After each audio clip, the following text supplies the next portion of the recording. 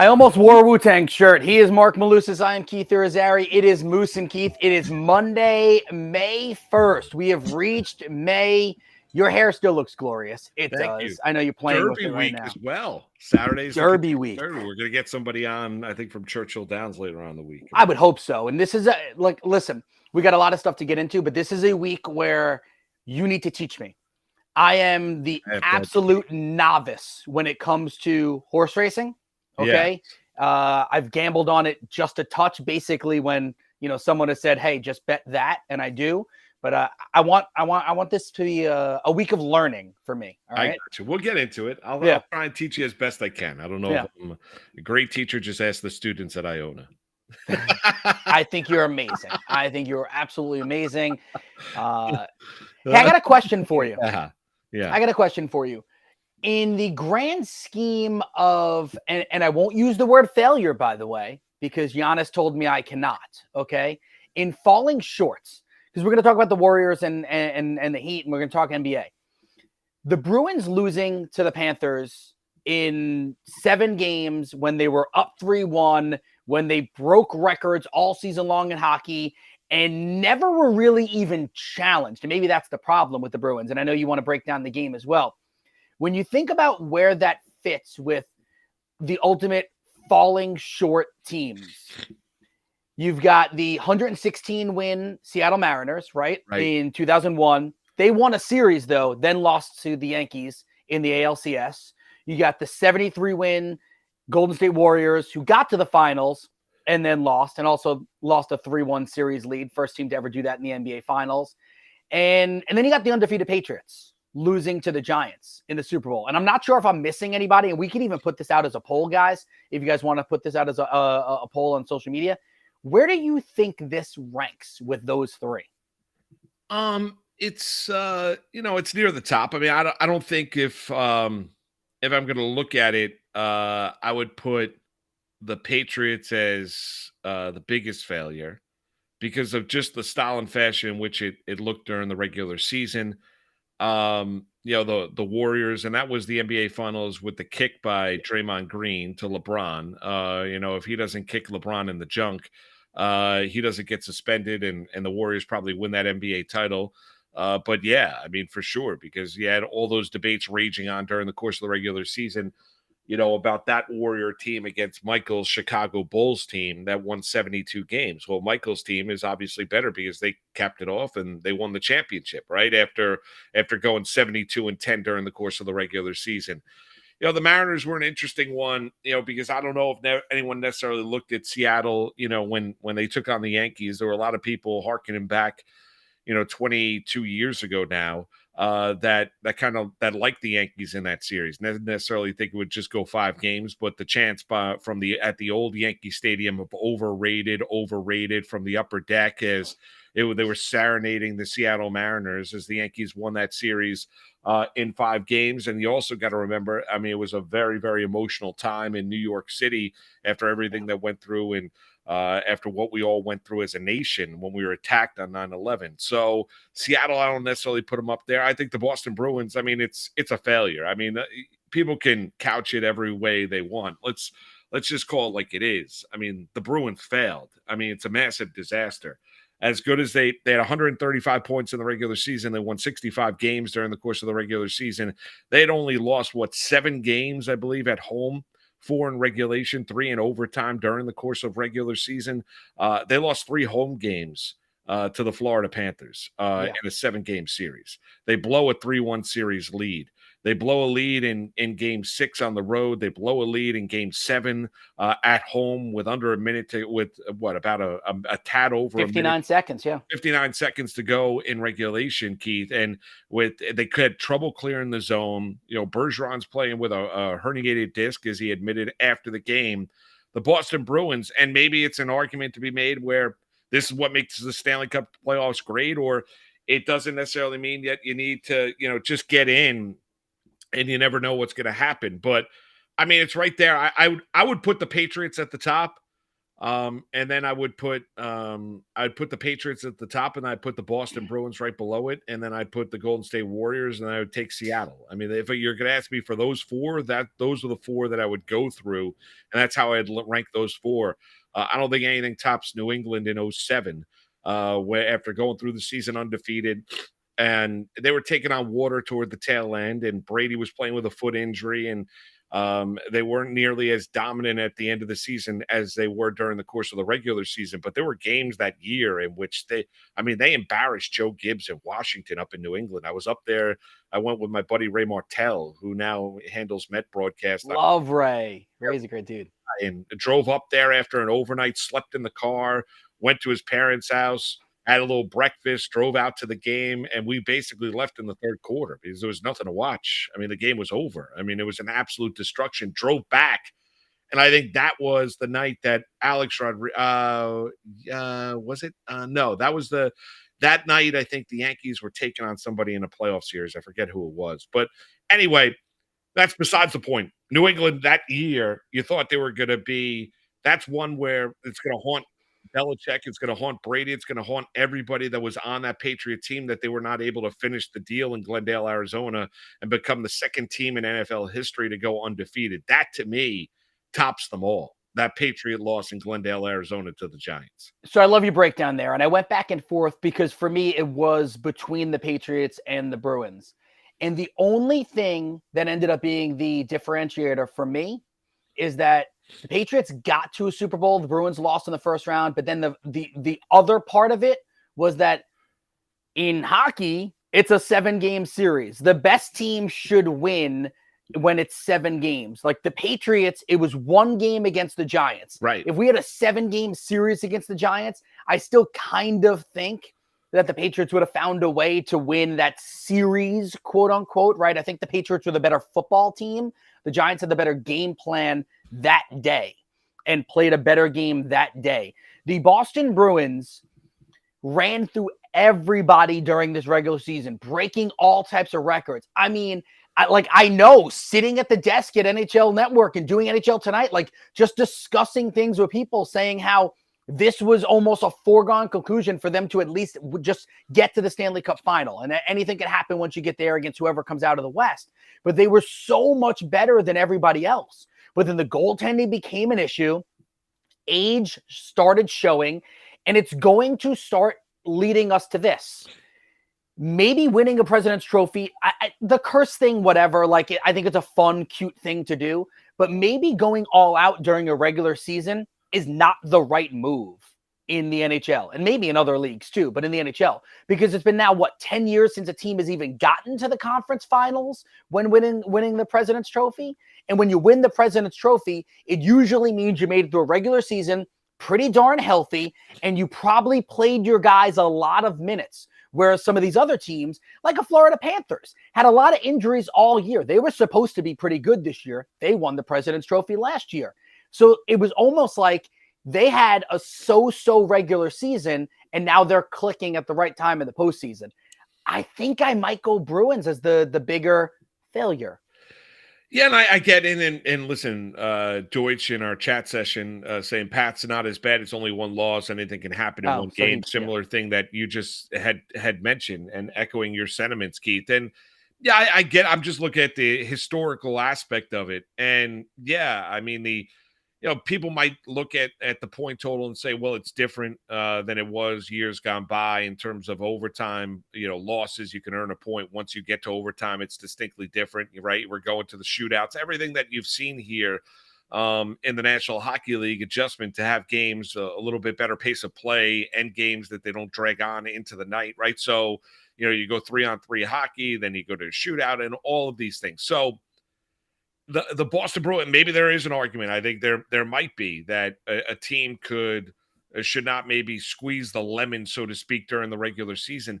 It's a disaster, like anyway, and for Boston as they do, because Krejci might be gone. This might be it for Patrice Bergeron, their longtime captain. He's gonna have his number retired one day up into the rafters of their arena up there in Beantown. But he came back on a 1-year deal to try and win a Stanley Cup for the first time since 2011. The Boston Bruins had what was this kind of unbelievable movie-like regular season, and you thought they were going to at least cap it off by getting through the Eastern Conference and getting themselves to the Stanley Cup final. I made the prediction. I thought it was going to be Bruins and Oilers in the Cup final. I didn't think it was going to be I didn't think anybody else outside Boston was going to get through the Eastern Conference, and we're going to have that. There's no other way to cut it. They can't lose to Florida. Like the Florida Panthers, as good as Kachuk is, they dominated 5-on-5 play action. They really did. You can get into the goaltending, Olmark and Swayman, and the decision to go to Swayman in Game 7. Their head coach is a guy that stepped in last year after the stunning firing of their longtime coach in Cassidy. They had this historically great regular season that nobody's going to remember because in the end, you lost. In the end, people aren't going to harken back to a December, January, February, or March regular season game. They're going to know, well, that regular season was great, but guys, we didn't finish the deal. We didn't accomplish our goal. Our goal was not to have 135 points and 65 wins and win the President's Trophy. Our goal was to win a Stanley Cup. Nobody marches around and tells you how many President's Trophies that you've won for regular season success. They tell you how many Stanley Cups you've won. How many times is your name on that cup? How many times have you hoisted that cup above your head?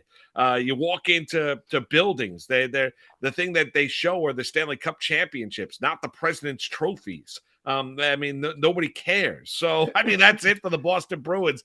That's why you have because we're stunned. You and I when they went up 3-1 in this series, I thought the series was over. I didn't think that it would get down to a Game 5, Game 6. They rallied back last night from 2-0 down, take a 3-2 lead, and still can't hold on to that lead late. Moose, I was sitting there Wednesday night at CBS when we had tops and it was finishing up, and that game was looking like it was going to go to overtime. And the woman who runs our social media, this woman Caroline, supremely smart when it comes to sports, right? She used to work for the Buffalo Bills, big sports fan, knows a little bit about every single sport. We have a Boston Bruin fan that's one of our showrunners that's in the room, and her name is Shannon. And she's like, the Bruins will figure this out. They're fine, right? And Caroline goes, Panthers going to win this series. We all turn around and like, what are you talking about? And she goes, just look at the way the Bruins are getting knocked around on the ice. The Panthers are going to win this series. And then the Panthers win this series. I give credit to Steve Conroy too, NHL Network. He told us that the Bruins were, when it was 1-1, he said the Bruins are in trouble. This is not a recipe for success. I don't think he's allowed, but well, somebody that he knows, I hope you bet. I hope someone did. Oh my! Did they think they were in trouble when they were down 3-1? They were up. Well, I didn't talk to him afterwards, but he said when it was 1-1, Conroy sat on our desk and said the Bruins are in trouble. They can lose the series. That's a great call. It just is. I'm wake stunned. Up this morning. I'm still surprised that the Boston Bruins did not win the series against the Florida Panthers. Yeah, it's an epic failure. Let's not get into the conversation of what's a failure, what's not a failure, what's on the road to success. This is not a young team building towards something.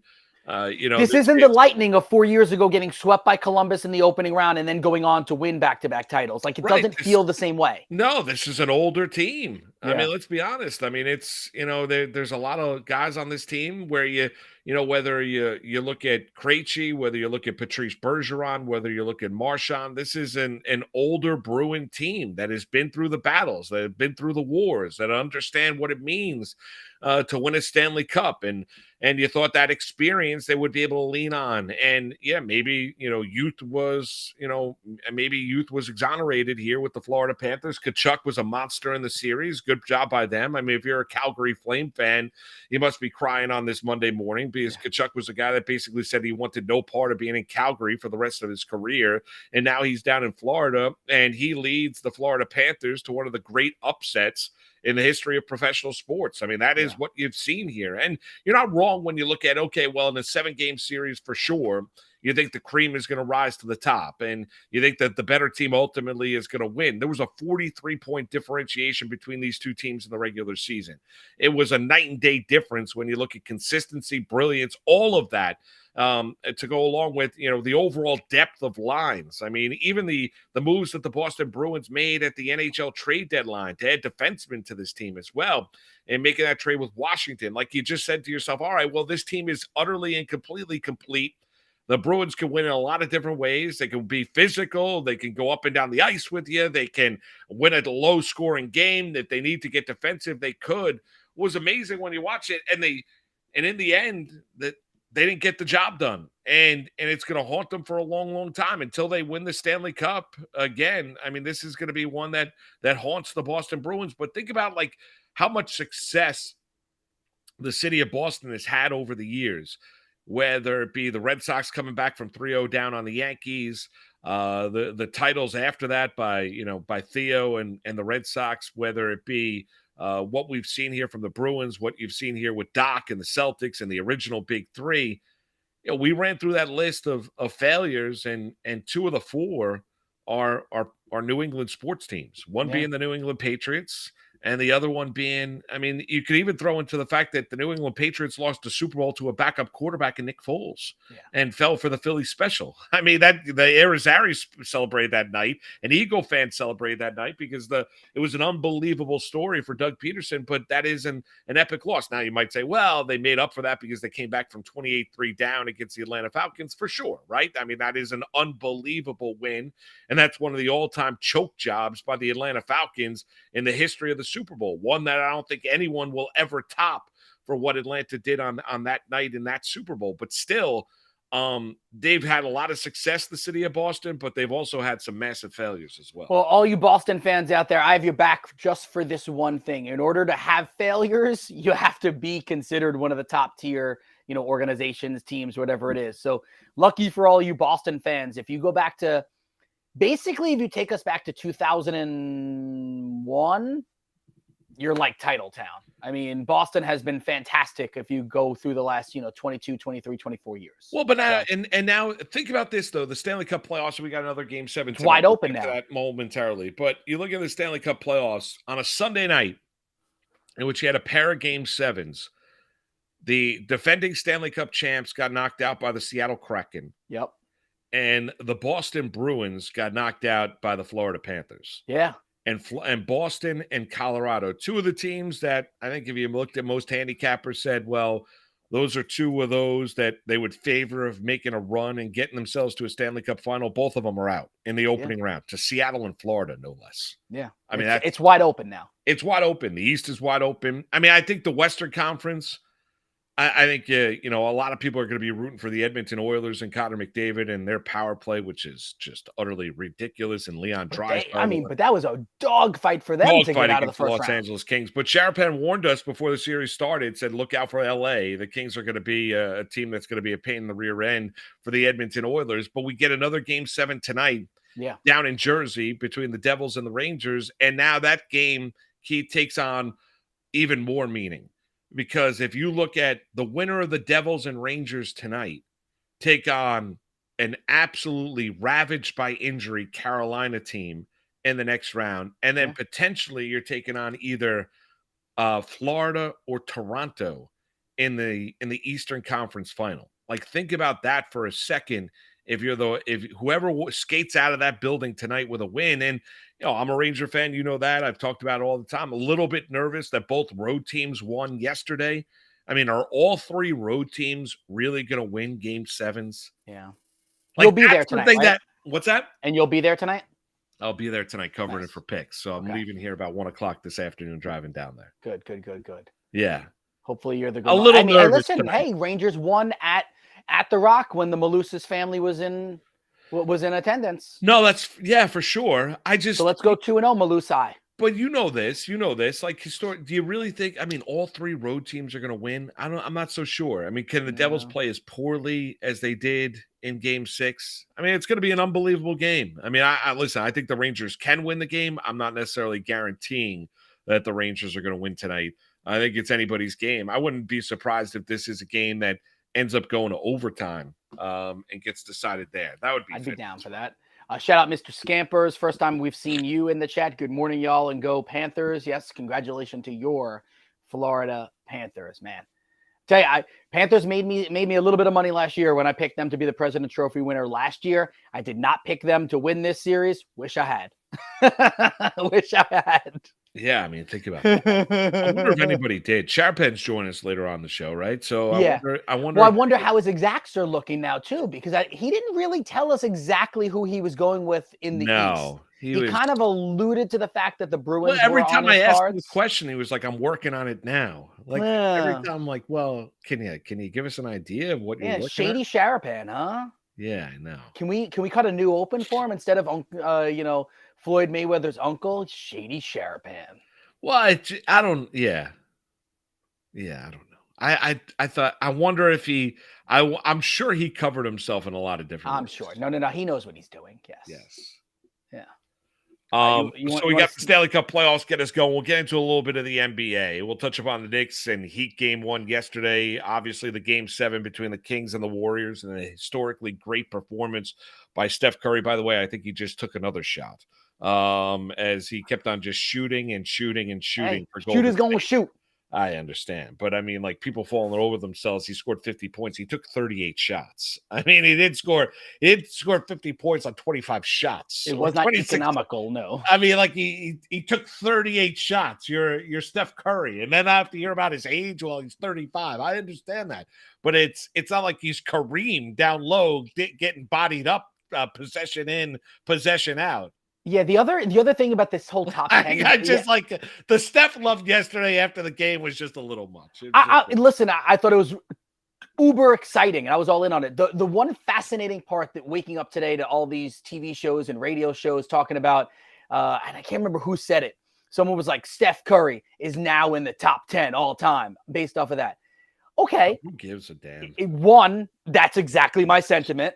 And two, if that really is true and you're one of these basketball historians that have to always come up with your top 10 list, tell me who he kicks out.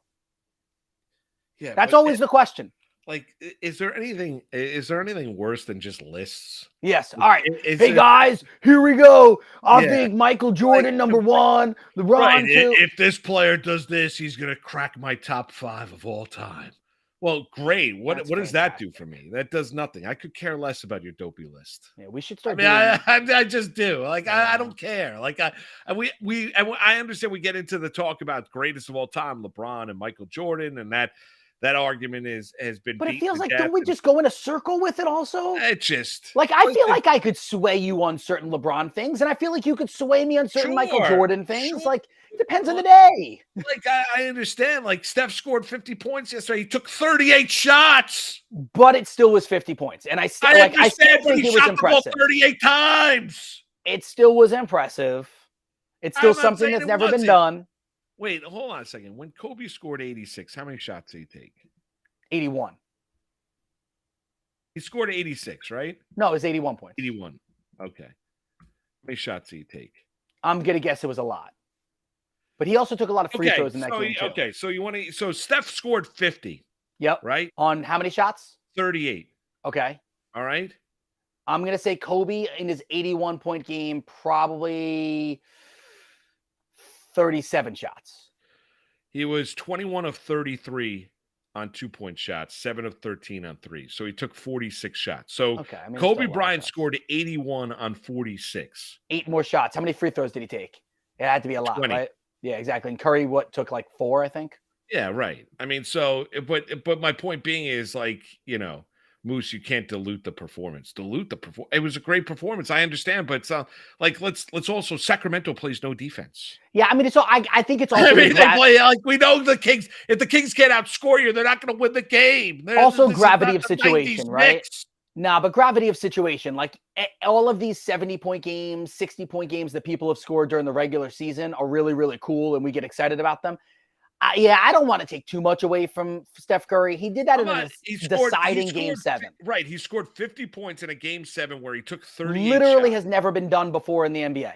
Fantastic. Unbelievable. Great. Historic, right? Memorable. You're going to think back to that day on a Sunday afternoon at 3:30 when you sat down and you watched Steph Curry hoist 1 3 after another and hoist one shot after another. He shot a tad over 50% from the floor and scored 50 points. It sounded good on the radio. I was in the car listening. Okay, so it sounded, I'm sure it did. I'm sure you were listening to the Golden State Warriors broadcast. I'm sure they were falling all over themselves, right? But let's also put into the fact that he shot the ball a ton and he went up against a sieve of a defense. Agreed. Okay.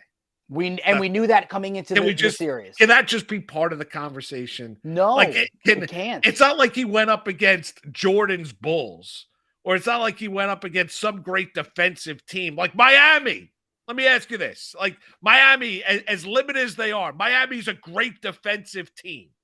They're going to do things that are going to frustrate you. They're going to be physical, this and that. Like Sacramento plays literally no defense. And I understand I'm a little cranky because the Kings lost the series. But still, people in the chat are not very happy. They're disagreeing with you right now. In a game, yes, it's great. It's unbelievable. I don't need to hear the diatribes this morning about how great Steph Curry is. I understand how great he is. He's unbelievable.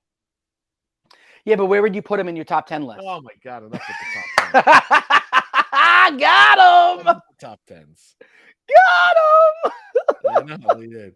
Jay, yes. I'm not. They were also up 2-0 in the series. I agree with you, Sacramento. Yeah. Yes, no doubt. Yeah, we do also, everybody watching the show do have to understand that subtle thing that Moose just dropped in there is that he did pick the Kings and got them at a good price. I did. Yeah, so everybody now can get on their soapbox and tell me how they knew about Golden State. Nobody knew. I knew. Curry is him. Timothy Curry? Yes, that's it. Timothy Curry. Timothy Curry. Hey, let's sneak in a call. We're gonna bring in. He's supposed to shoot a lot. Yeah, I know he's a 2-guard. Baby J, it's a great performance. What do you want from me? It's an unbelievable performance. Ice down his arm. Put a little ointment on his arm. Took 38 shots. Baby J, I don't think Brunson's going off for 40 tomorrow. I don't think so either. I don't think the Heat are giving up a 40. I don't think they're going to allow Brunson to score 40. I don't think that's happening, Baby J. But good, positive thoughts after the Knicks laid an absolute egg yesterday afternoon. Yes, Nick Durst, what do you got, buddy?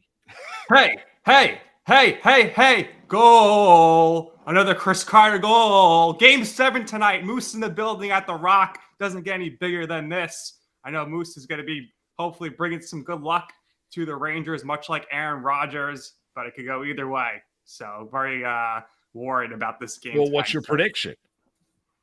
Well, I think I'm going to predict the Devils to win. So that way, even after all that, if they that win, seemed a little anticlimactic. If they win, I could say I'm right. Really did. If they lose, then I'm happy.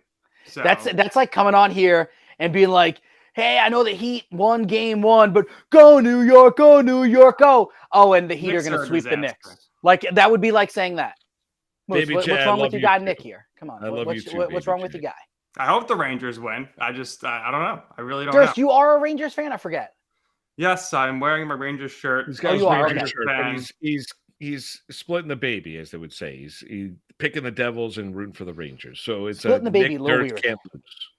Can't lose. Yeah. Clear eyes, full hearts, can't lose. When you pick the one team, that's what you're supposed to do. You're supposed to always pick against your team, and then either way, it works out. Yeah. Right. I did to go along with the theme. I did pick the Lakers to lose on Friday, right, in Game 6, and they won. It worked out. It worked out for you. Worked out for all of us Laker fans. Yep. The few of you. But Keith, I wanted to call in to talk about your big weekend. Eating at the Hard Rock Buffet. You took my advice and you went over there and looked like a good meal. Yeah, Moose. So this weekend, I was in Atlantic City and Austin had the AAU tournament, which, by the way, it was an awesome tournament. Fell short in the championship, lost by 3. We just couldn't buy a bucket. I mean, we were scoring in the high 50s the entire tournament. Ended up with 39 points, not because the other team was playing great defense. Like, no, I'm not taking anything away from that team. All of our best scorers had their worst days. It was just missed shots after missed shots. Anyway, whatever. So we lose by 3. That doesn't take away from the weekend. Durst is here because he told me to go to the Hard Rock Cafe, the buffet. So I had made a suggestion to all the families. and it ended up being like 5 or 6 families. We all go, and Moose, when I tell you, I ate like a king, okay? And I slow played my meal. So I did my first meal, and I sent pictures to Durst, was the oysters, the clams, the shrimp, right? Went with that Nice. stuff, that first. Second dish, all meat. Brisket, prime rib. There was some like General Tao's chicken on there. There was some ribs, short ribs, all this kind of stuff. Sausage, boom. I mean, this plate was like boom, right? And knocked that out. Then went with the chicken plate. Fried chicken. Jesus. What was the other chicken? There was some other chicken on there. There was like 3 chickens, right? I got this 6'6" dad with me who he's like, how are you putting all of this away? He's like, I thought I could eat. I'm like, you don't know me. You don't know me at a buffet. You played it smart at the buffet because a lot of people, they come in and they break the cardinal sin, which is they go for the carbs right away. If you're getting those mashed potatoes, French fries, pizza, you're tapped out after the first dish. You got to go meat, protein, that's it. And at the end, you can treat yourself to some sweets and carbohydrates. And I did the dessert at the end, Moose. You'd be proud of me. A little ice cream, chocolate chip cookie, cannoli, a macaroon, however people like to say it. And it was fantastic meal. A little pricey, but a fantastic meal. Beautiful. That sounds like you ate like a king. I did. I should have, and I also should have said that Austin was 11 and not 12 because at 12 years old he is charged like an adult. At 11, it would have been half price, and I should have totally lied about that. I wish I knew. It's pretty well priced, the food there too. It's like $28 per person. No, it was $37 a person. That depends what time of day you go. Yeah. Nick, thank you, brother. Good suggestion. Moose fading forte this weekend. Well, we'll see. We'll get you on later on. Talk a little derby. Terrible prediction on tonight's game. That's why you got to. Yeah, absolutely horrible. You can't wear a Ranger. Let's go Rangers. No, you just lost it. I'm with you, Moose. I'm with you. Baby J, chime in. I want to hear from you, Baby J, because he's calling me out in the chat session about that I'm wrong on this one. I mean, Durst, you can't come on singing the Rangers goal song. Seriously. And then wearing a Rangers jacket. And then pick the Devils to win. I mean, you just can't do that. I mean, that's such a politician kind of way of doing it. Like it really is. So what are you running for office? I mean, or are you a fan? I mean, like, what are you doing? What are you running for mayor? I think so. It seriously would be like me, Moose, going. He's the mayor of You Know I'm Right podcast. Hey, good podcast. They do a great job over there. They were up for awards. You can't do that. Like you just not on the day of a game 7. No. You can't call up and you can't start the conversation off singing the Rangers goal song and then pick the Devils to win. No. Like I'm sorry, you can't pick the Devils, then don't come on singing. Well, that's great. Get into the session. I don't want any of the negative vibes. Yeah. You can talk about the how much Keith ate and how many meals he ate. Down in Atlantic City this weekend, and how many times he went there? Yeah, perfectly fine. Don't come on singing. Fugazi. Yeah, there's no doubt. I'm serious. It's like me going, "Go New York, go New York, go." Heat are gonna sweep. Like, no, I'm not saying that. No, not doing it. Yeah, exactly. Or you're coming on. You go. By the way, can I tell you something? I had to mute Ben Stiller. Why? What'd he do? Dude, it's like relentless on Twitter. Wait, you follow him on social media? I was following him on social media for some reason because I was a huge fan of dodgeball. Like there's movies, like I think Ben Stiller, Tropic Thunder, like there are movies of Ben Stiller that he's got like, I'm not like the only one. He's got like 4 million Twitter followers. Yeah. Right. I guess. So I don't follow him. So I was following him. And then during the Knicks Cavs series, and I like the Knicks, like I'm a Knicks fan, but like, it became a point where it was like, dude, like I just you gotta stop with like the post game Knicks. Like he started posting pictures like like doing this like after Knick victories, doing the Jalen Brunson after Brunson hits a 3. Is he? Maybe he's gonna be making a movie about this. I have no idea for it, but like I had to stop following him. Like I had to mute him. Like I couldn't do it. Will you unfollow him or you just mute him? Like and can some I mean like and if like I think I know what that means, and if people think what they know what that means. You wouldn't be posting pictures. Yeah. Doing that. Yep. Yeah. I think I know what that means. Yes. Remember when we were like, that was like last Thursday or whatever. It was I think I know what that whoa. means. Like you wouldn't then all of a sudden like be posting pictures of you doing that. Right. Like I you're an don't idiot. want my children running around doing that. No, neither do I. Yeah, exactly right. By the way, Jackson scored his first goal, right? Lacrosse? I think it was his second goal, but first goal that I've seen in person. Yes. Awesome. Did In he the do a rain. celebration? In the rain on Saturday morning. Yes. Did he pump a fist? Did he do something? He pumped his fist, yeah. But he acted like he'd been there before. Behind the back goal, he went like this. Are you serious? Yeah. Did you get it on video? I did not. No. Well, it's raining. It probably would have been difficult. Pouring out. It was so, hard to... Now, all right. So explain this to me. And I know, guys. I know we're deviating. This is what we do. So was it a catch and a run, or did he have it already? Run, stop, and then he went like this. And he flicked it on. Like this.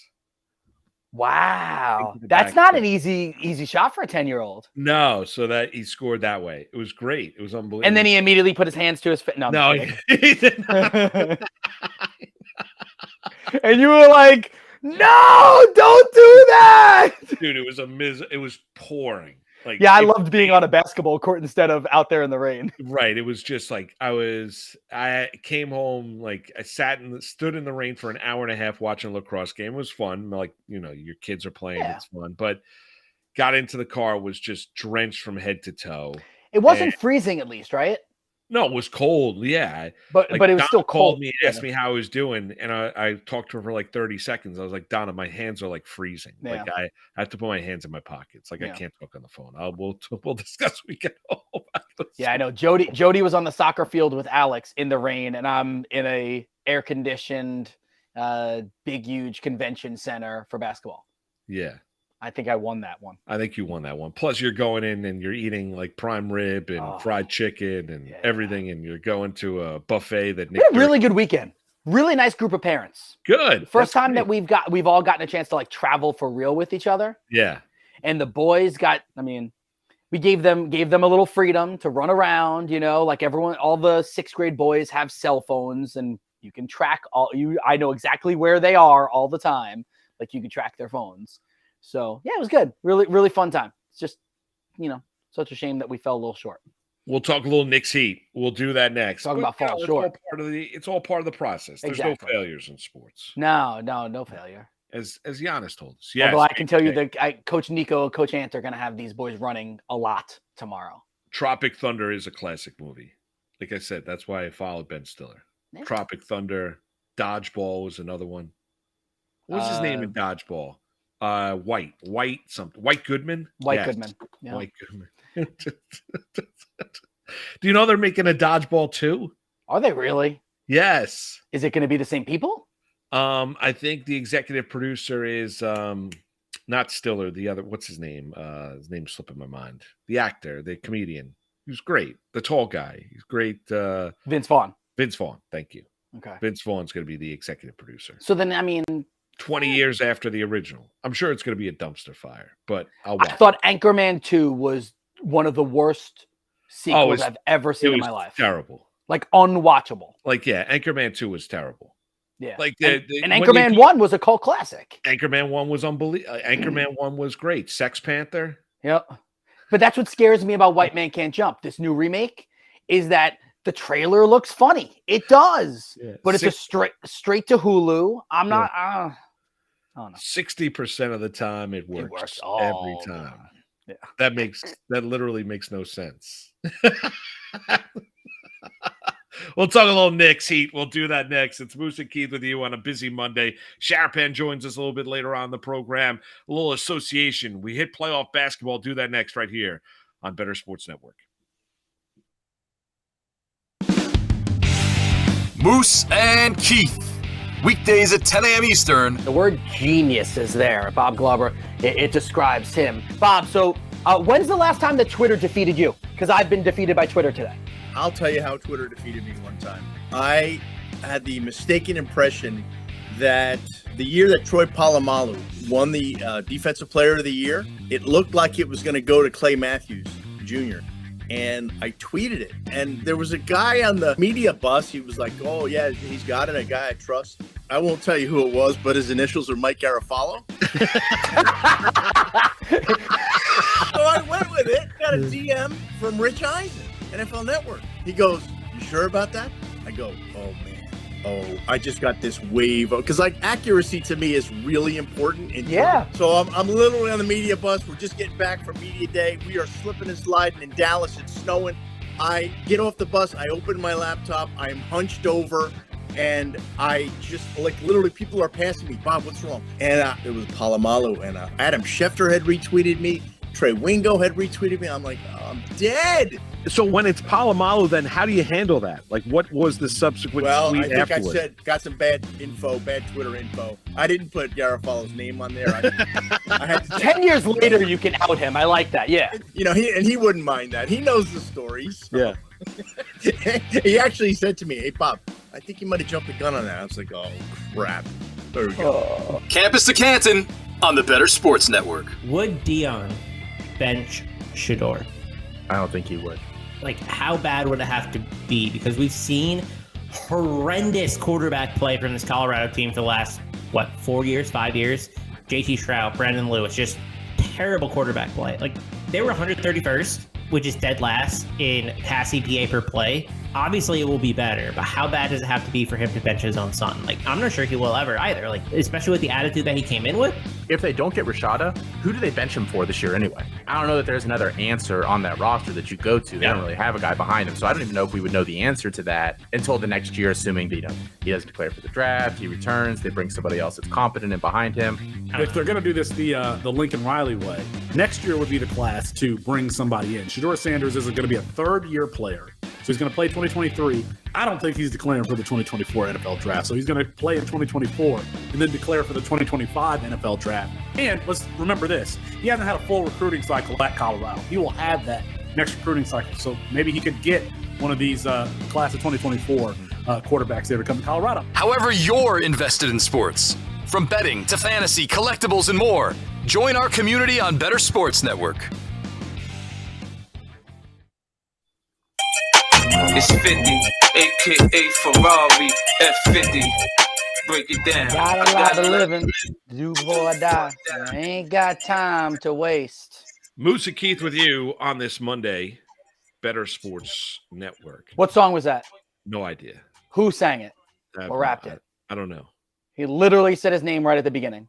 It's 50, a.k.a. 50 Ferrari. Cent. Yeah, there you go. Oh, 50 Cent. 50 And that was Cent. Wanksta. Beautiful. There you go. Very nice. Wankster was an awesome song. Anyway. Yeah, I can't really, I don't know. You're not a 50 guy? No, not just because he can't throw a first pitch? No, he couldn't throw it. It was terrible ceremonial first pitch for 50 Cent. As were the Knicks yesterday at the Garden. They were terrible. I was about to say, what's your Against top the 10? Miami Heat. What's your top 10 list of worst throws? No list. I just want to keep messing with you with that. No, enough with dopey lists. Everyone like I could care less. Like you put out a list. Everyone's got lists. I want everyone in our chat to put out lists and tag Moose lists, on social media. Like lists. I love the books that have lists. Here are the top 10 moments in New York. Here are the top 10 moments in LA. Top 10 moments in this and that. Yep. Everyone's got lists. Here are the top 10 NBA players of all time. Here's the top 10 football players, top 10 quarterbacks of all time. I mean, everyone's got a list. Yep. Everyone's got top 10 lists. Moments of all time. Steph Curry is now the greatest point guard of all time after his performance yesterday. His performance was great. I'm not doubting that, denying that. It was unbelievable. Unfortunately, the game stunk.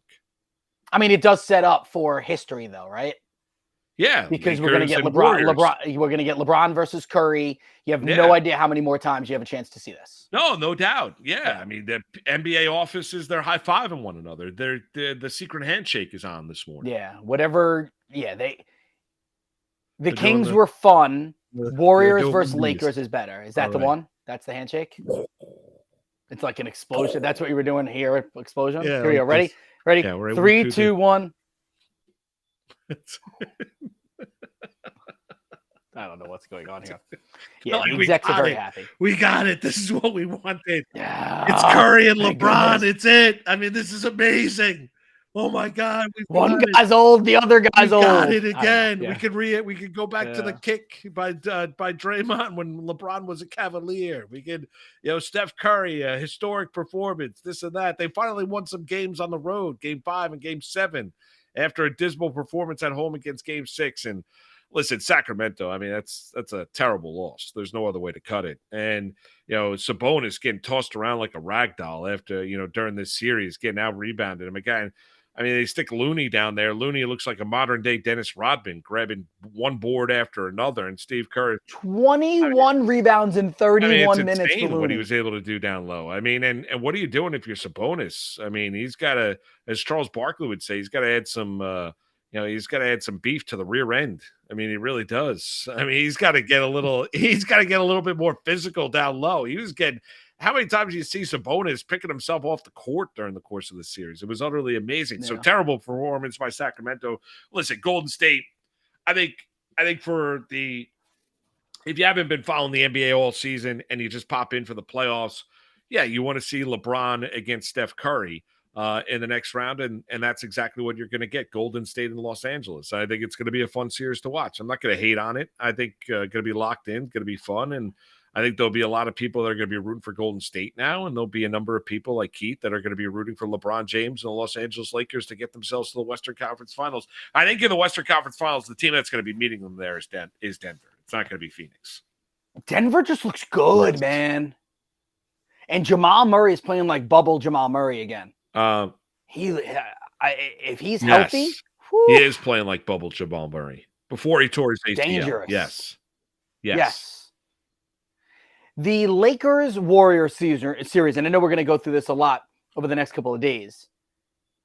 If you look at the roster, I actually think the Lakers have a better roster. And here's the reason why. I think the Lakers 1 and 2 is better than what the Warriors have. But it comes down to trust factor. And we go right back to everything we have been saying, Moose, more you than me, Moose.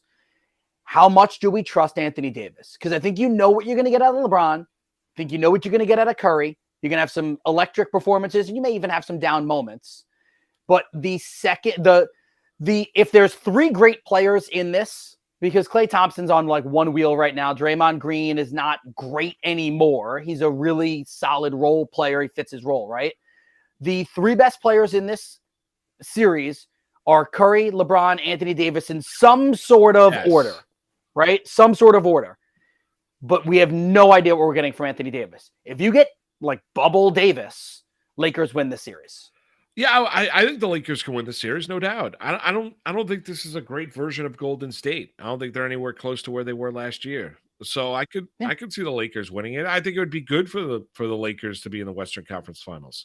I think it would be good for the NBA. I think everyone I think it's gonna be a 7-game series that can go either way. Like, I'd be surprised if it didn't. I think when you have LeBron and you have Anthony Davis and you look at the moves that they made at the NBA trade deadline to strengthen the team and trade draft capital in the future to add to this group this year, you look at it. We've discussed how wide open the Western Conference is. Everybody wants to pick anybody else other than Denver. The Clippers couldn't stay healthy. The Phoenix Suns are extremely top-heavy. The Golden State Warriors, even though they won a couple games on the road, were putrid on the road this entire season. And they beat a Sacramento team that really chooses not to defend in any way, shape, or form. As good of a job as Mike Brown did, and he was the unanimous NBA Coach of the Year. Congratulations to Mike. And Sacramento basketball is going to be fun to watch for years to come. This is going to be a huge learning experience for them and a growth process moving forward. And when you lead a series 2-0, there's no other way to cut it and say that you lose 4 of the next 5 games. There's no other way to cut it if you're the Sacramento Kings. That's a massive disappointing loss in this series. However, it is to the defending NBA champs, and Curry had himself a legendary Game 7 yesterday, which he dropped, scored 50 points. Good for Steph, and epic. Now the debates can rage on about where he falls in the place of the pantheon of point guards in the history of the NBA. To go along with the greatest shooter the NBA has ever seen. And now we're going to get Lakers and Warriors in the next round. Going to be fun. Who is at the top of your list for best point guard of all time? Okay, cool. I I'm going to continue to have fun I'm with not this. doing the list. So I maybe we'll ask Sharapan this too, and I'm not giving out the dollar amount, okay? But my Lakers ticket at 21-1 to win the West, just to get to the finals. Right now, if I were to cash out, I would make a little bit more than double of what the money was that I put down. Nice. But I feel like I want to hold on. I want to wait. I kind of feel like they beat Golden State too, and then my ticket's going to be worth even more. Why? I mean, in the next round, I'm not unless you put in okay. an unbelievable amount of money that you're gonna. It was not unbelievable. So I mean, is it gonna like?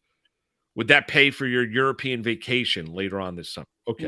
No, it's gonna pay for a couple dinners. Well, no, but point being is that I mean, if right now if you're telling me that you could cash out the ticket and make like $5-6 grand, then I would consider cashing out the ticket. Okay, not doing that. Okay, yeah, so we're good. I think you're winning. I think the Lakers are going to beat Golden State. I'm actually going to root for the Lakers to beat Golden State. Nice. I'm gonna hop come on over to my Lakers, right? Train. Well, because I just my LA Lakers, Golden State. You know, the after the game, then Draymond Green telling me about Sabonis. He doesn't respect him anymore because he didn't shake hands. Sabonis got to shake hands, but like now Draymond Green is. All these Draymond guys Green's don't be the shake sheriff hands. They're of how all to like handle that. yourself as a professional athlete in the NBA. I mean, I guarantee we can find a video where Draymond Green walked off the court and didn't shake hands. Stop it. Stop it. They all do this. They all do it. It happens all the time. The handshake at the end of a series, like I know that's a hockey thing. I don't care for it either. I don't care. It doesn't matter to me. I don't have to shake your hand because you just beat me. If I'm in a bad mood because you beat me and I want to walk off, it doesn't even mean that I'm a poor sport. It just means like I don't have to shake your hand because you beat me. I don't. No, I can walk off. It's I think it's the classy gesture. I listen. There's, but I don't have. You don't have to necessarily whatever. do it. The one thing you can never do is do what Detroit did, was walk off the court. That was bad. Like, yes, you can't do that. Yeah. And LeBron did it once too, that I didn't like it. I don't remember which series it was. LeBron walked off once. Jordan did it once also that I remember. Kobe did it once also where he walked off. Like all the stars have done it at some point. Now Sabonis, not really a star, but like they all do it. Just stop.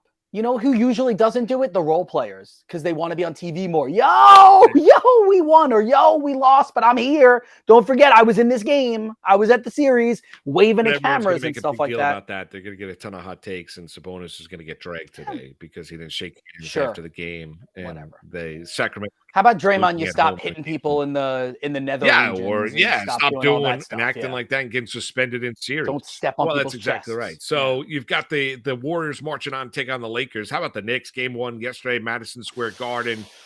Joked around about that I can't take Ben Stiller on social media anymore, but still, the Knicks laid an absolute egg. First and foremost, they should have led the game by more than 5 points at the half after how well they played in the first half and how dominant. Were they up by 12 after the first quarter? Or I thought it was 8. Was it? I thought it was 8 after the opening quarter. I could be wrong. I thought it was. And then they were outscored by 18 through the final 3 quarters. Yeah, they were outscored by 11, 31-20 in the third. Okay. And they trailed, and they were outscored by 31-20 in the third. They led by 5 at the half. But they played too well. I mean, at one point in time, they had a 12, 13-point lead in that opening quarter in that first half. And give Miami credit. We'll find out what the health is of Jimmy Butler and that ankle here moving forward for game 2 and whether or not he's available tomorrow night at Madison Square Garden. But Heat are going to be a pain in the rear end. They just are.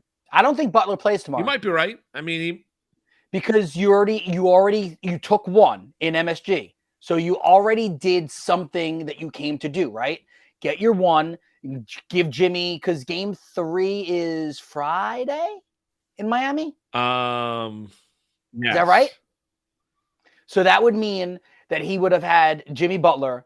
Game was over, like 4:00 yesterday, and will be played Friday at like 7:00. So you're getting all day Monday, all day Tuesday, all day Wednesday, all day Thursday, and most of Friday. So you're essentially getting 5 full days of the ability to recoup your ankle and get better.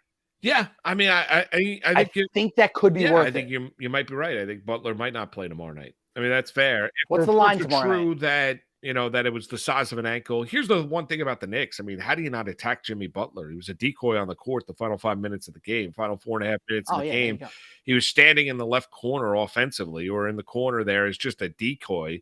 Wasn't really moving, wasn't really doing all that much. The Knicks offensively didn't attack him. How do you not attack Jimmy Butler?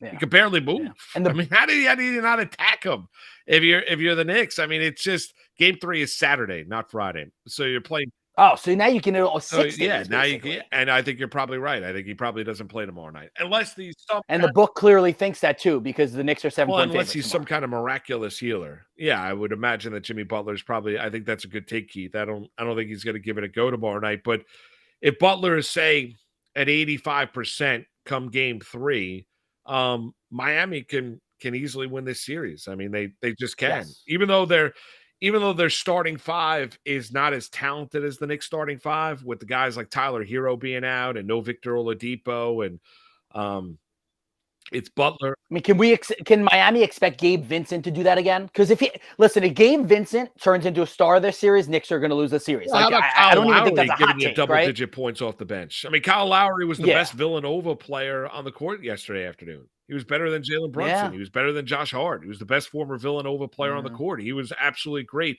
But Miami's smart. They're physical. They're tough. They're well coached. Like, there's no coaching advantage here. I would actually say you can make the argument that Spoelstra is a better coach than Tom Thibodeau. Thibodeau I think so. outcoached Bickerstaff in that opening round series against the Cavaliers, and the Cavaliers were as soft as tissue paper and got pushed around and didn't like the physicality of that series. Miami doesn't back down to that. Strus doesn't. They all defend. They all play hard. They all rebound.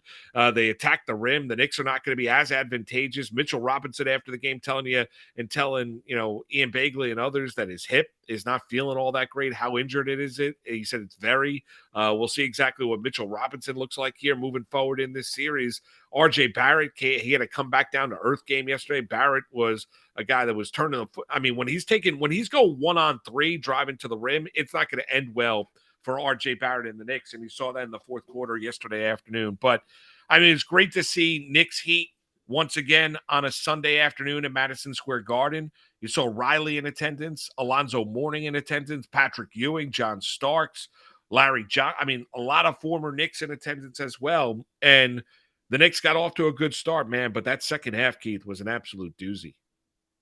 Wasn't good at all. And I didn't even get a chance to watch the game. I was at the basketball tournament, so we were just doing all the parents. The service was not great in there, so whomever had the best service was trying to continue to give us updates. So I didn't get a chance to see anything until I saw the highlights afterwards, and it just really looked like the Knicks lost their way once it was only a 5-point lead at the half. And I think maybe you're right too, because the Knicks totally outplayed the Heat for 17 minutes of the 24 minutes in the first half, 18 minutes of the 24 minutes in the first half.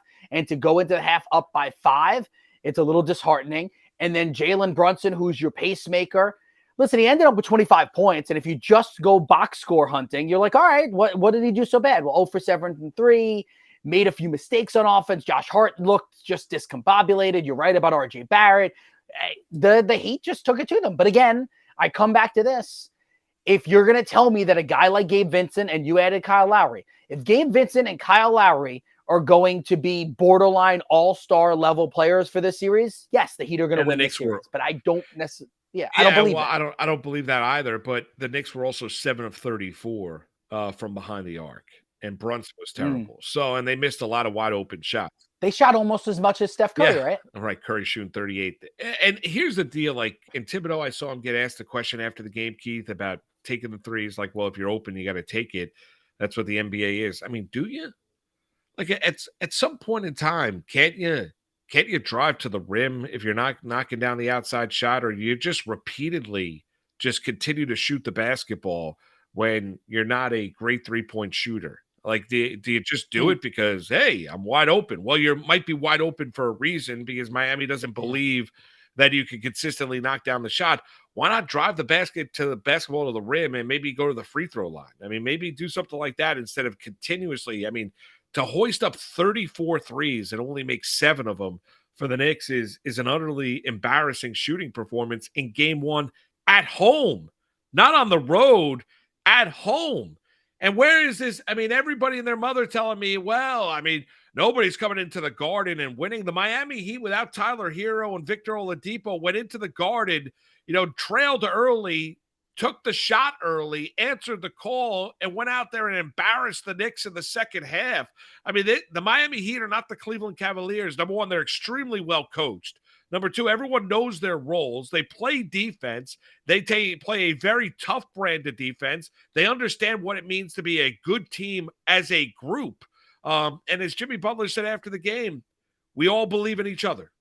We all believe in each other. We don't, wherever this journey ends, we trust each other. We believe in each other. And that's why we're sitting here. And Miami is going to be a very, very difficult out for the Knicks. They're not just marching through the Heat to the Eastern Conference Finals. And honestly, I thought they would. I had an utmost confidence going into it. And after that game yesterday afternoon, Keith, maybe the Butler ankle injury changes everything and the complexion of it. But after that game yesterday, I don't have nearly as much confidence in the Knicks anymore.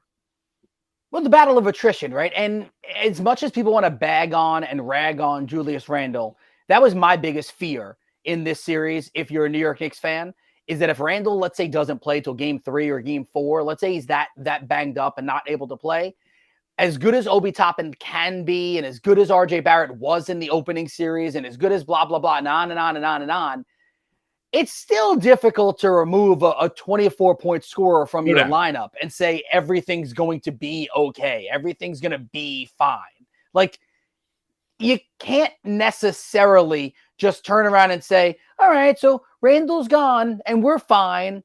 It still was going to be a hindrance for them. And the great equalizer now will be the Jimmy Butler ankle. If Jimmy Butler's ankle is never right for this series, Knicks should win this series. If Jimmy Butler is fine by next Saturday, I don't know, and it's 1-1 going back to Miami, I'm a little worried. If you're here's the deal also, from a Knick perspective, if Randall went through the pregame stuff yesterday, didn't get medically cleared, he sat out the game. If I were the Knicks, I think I can win the game tomorrow without Randall on the court. Like, I don't know if Agreed. I'm waiting till Saturday for him. Saturday, game 3 on the road, the return of Butler, then the return of Julius Randle. I'll give him even more time because, as you've seen, and I've not gone through this, but you hear it from former professional athletes. He's now hurt the ankle twice in the span of a short amount of time. March 29th, I believe it was, when he sprained the ankle initially against the Miami Heat, re-sprains that same ankle in the Cavaliers series. You got to be very careful because then he's more prone to an ankle injury if he comes back too soon. That's the last thing you want to see here for Julius Randle. So I would not even push it tomorrow night. If Jimmy Butler's not going to play, and if the Knicks lose tomorrow night without Jimmy Butler on the court for the Miami Heat, I mean, then the series, it's over. I mean, good night, the lights. It's over. You can turn to your new adopted team, the LA Lakers. That's exactly right. I'll get my LeBron jersey. I'm all in on the purple and gold. I can send you something. I appreciate that. Thank you. Good teammate. Look at that. Foxhole. We'll come back. I'm sorry. Go ahead. I was going to mess with you. Oh, yeah. The lists. Let's get into the list. Yeah. I just don't know, on the list of great NBA teams left in the playoffs. Where do you put the rank them all. Oh, sorry. Yeah. Let's rank all the teams left in the NBA playoffs. Let's do a list. I put Denver at the top. Ernie's begging us to do a list. He's like, please, guys. We'll come back. Please. We'll come back. We'll talk a little NFL. We'll do a little baseball as well. Sharapan's going to join us right around the bottom of the hour. We're into hour number 2 on this Monday. Thanks for being with us. It's Moose and Keith. He's Keith Arizari. I'm Mark Malusis, right here on the Better Sports Network. Better Sports Network. Collectible moments. Everybody up here at U.S. Cellular. Sox 5 runs, 6 hits. The 2-1 to Bartlett. Swing shot to short. Ramirez has it, throws. Burley picks the perfect game. His second no-hitter. People going crazy here at U.S. Cellular. He's mobbed by his teammates. A perfecto. Now there's a steal by Bird. Underneath the DJ, lays it in. Right out, 1 second left. What a play by Bird. Bird stole the impounding pass. Laid it up to DJ. DJ laid it up and in. And Boston has a 1-point lead with 1 pocket left. Out of the I formation on first down. Peterson to carry, looking for running room on the right side, has it to the 25, across the 30, across the 35, and out of bounds at the 40-yard line. Adrian Peterson has just gone over 2,000 yards for the season, the 7th man in NFL history to cross the 2,000-yard mark. Well, a thundering ovation for number 66, Mario Lemieux. Just the emotion I'm sure Mario is feeling in this place. You don't appreciate something until it's gone, and it's so great to have Mario back. Yager turns around. Over to Lemieux. Mario Lemieux, his first goal in his comeback here tonight at the Mellon Arena. And the Penguins lead 3-0, and he is smiling like a butcher's dog. Mario Lemieux. Oh, the band is out on the field. He's going to go into the end zone.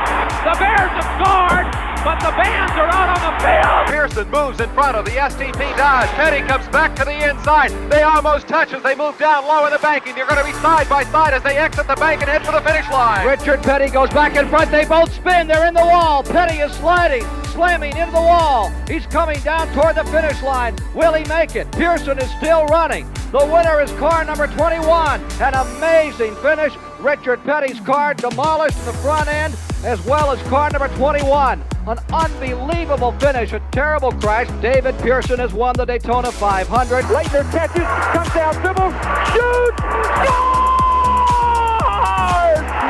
Christian Leitner has hit the bucket at the buzzer! Pitched by Downing, swinging. There's a drive into left center field. That ball is going to be out of here. It's gone. It's 7-15. There's a new home run champion of all time, and it's Henry Aaron. The most valuable player is Magic Johnson.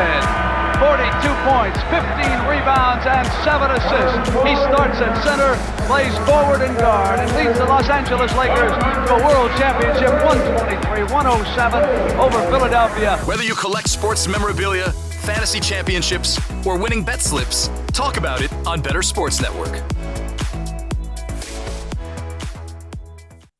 Your host is Steve, Mr. H.O.T. And you get splashed with the tech. Nobody go to the guard. All right, Moose and Keith with you on this Monday right here on the Better Sports Network.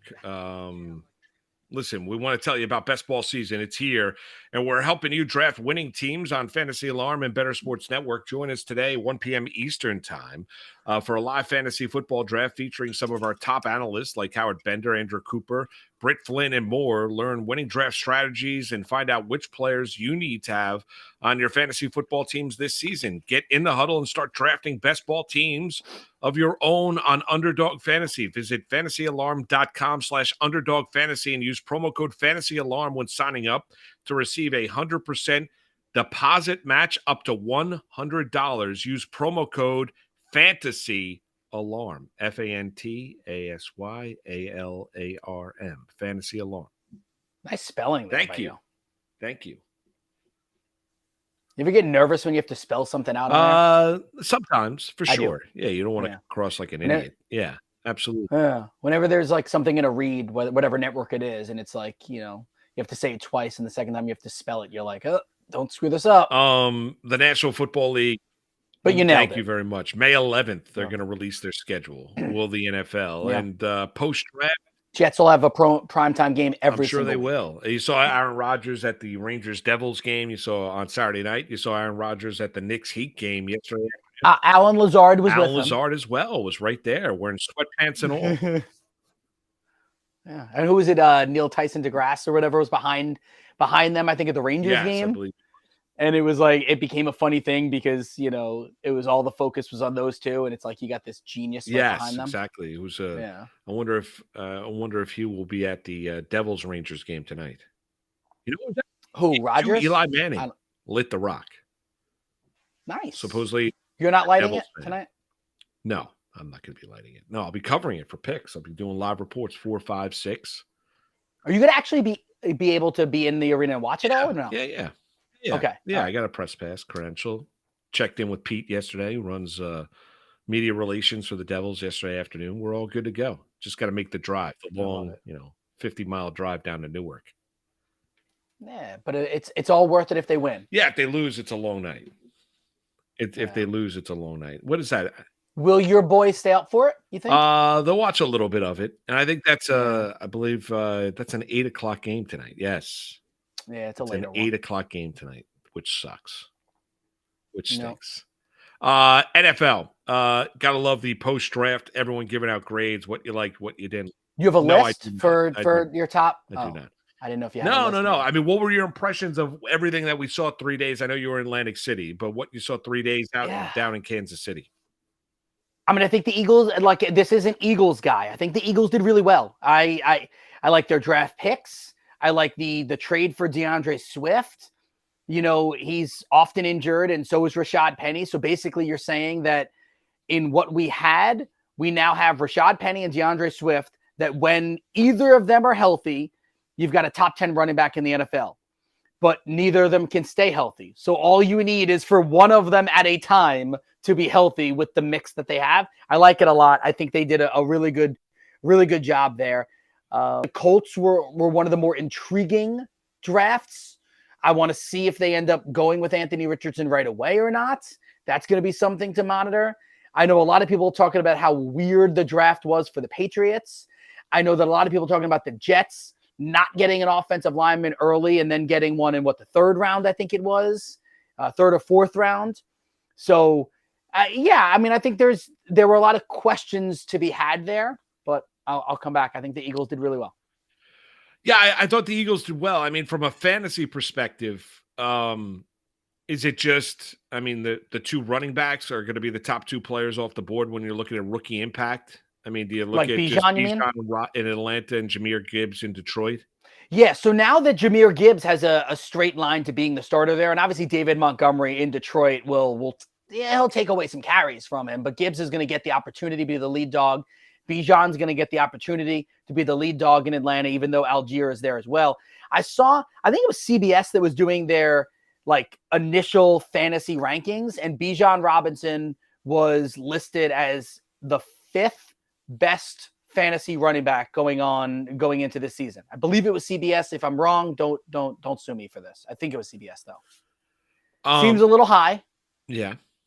Just because it's not like Atlanta had a great offensive line. They were not sure that they even have a quarterback. But I mean, I think it goes to show you that a lot of people believe that Bijan Robinson is ready to be a 3-down back and can be the like a Saquon Barkley type of dude. Yeah, I mean, Algier owners are basically throwing stuff up against the wall. And yeah, I mean, if you were keeping Algier him, had like, a good, not. no doubt. I mean, I thought Algier had a good rookie year. He had over 1,000 yards on the ground. I forget what his touchdown total was. I would imagine it was around 5 or 6 on the season. Ran with physicality. He's not a small running back, and we talked about it at the time on Friday. I get what Bijan Robinson's going to be. I think it's more of I think that's more of a selection if I don't have anybody, if I believe I have somebody that I think can be productive. I don't necessarily know why, if you're the Atlanta Falcons with so many different needs and you're drafting in the top 10, why you draft a running back in Bijan Robinson and you also don't have a quarterback. So, I mean, not the one that I believe in. Maybe Desmond Ridder does change that equation, change my perception of him, but I have massive concerns about Desmond Ridder as an NFL quarterback. I think Jahmyr Gibbs, obviously, straight line path. I agree with you about what Philadelphia's take is now when you look at DeAndre Swift and Rashad Penny. The issue with Philadelphia now, when you look at the running backs that they have to throw in with Kenneth Gainwell, is, outside of that, the other two running backs are always hurt. Always. Like Swift and Penny are always hurt. Like that's the other thing. It's not like I'm not telling you that DeAndre Swift can't be a good running back. We've seen him be productive. I can't tell you that Rashad Penny can't be a good running back. We've seen him be productive. I also am telling you that nothing's guaranteed in sports, but I'd almost for sure guarantee you that at some point in 2023, both of those gentlemen are going to go down to injury. Yeah. Because they always go down to injury. They always are hurt. There's always something wrong with Rashad Penny and DeAndre Swift with the Philadelphia Eagles. Now, if you tell me that they stay healthy, yes, then for sure. I mean, I think it's interesting. I'd be a little careful about Anthony Richardson and how high I draft him, because for my money, he's not a guy that I would start right away. If I were the Indianapolis Colts, I'd handle him with kid gloves. And I know that, the backup quarterback right now, or the other quarterback on the roster, is Gardner Minshew, and you're going to say, well, Moose, do you really believe necessarily in Gardner Minshew? I'm going to tell you no, but I also want to make sure that I put Anthony Richardson in position, Keith, to be successful. I don't want to throw him out there until I know that he is physically and mentally prepared to handle everything that is coming his way as being a starting quarterback in the National Football League. No one's doubting his athletic ability. I mean, you heard draft analysts tell you, he's one of the great, physical specimens or athletes that at the quarterback position, maybe in the last 20 to 25 years, and maybe ever, that the National Football League has ever seen. With that, though, everyone talks about how raw he is, incompletion percentage, has barely started on the college level. Am I really going to go out there and not learn from mistakes with other organizations and start him right away? He would be a guy, Keith, that I would sit and wait and make sure that I'm going to get the best out of Anthony Richardson when I put him in the starting job, because the Indianapolis Colts don't necessarily have to win next year.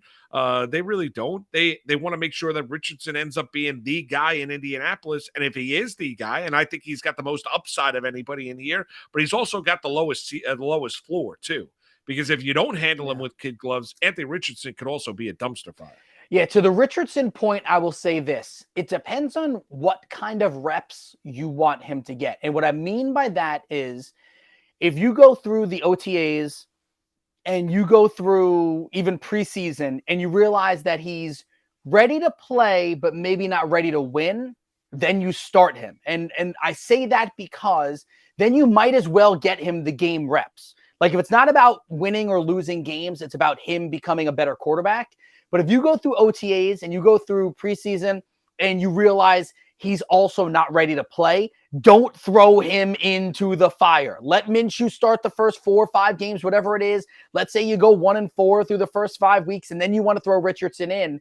Now he's been able to see the NFL game up close. Maybe he's gotten a few reps, in mop-up duty kind of stuff, and like you're getting blown out, whatever it may be.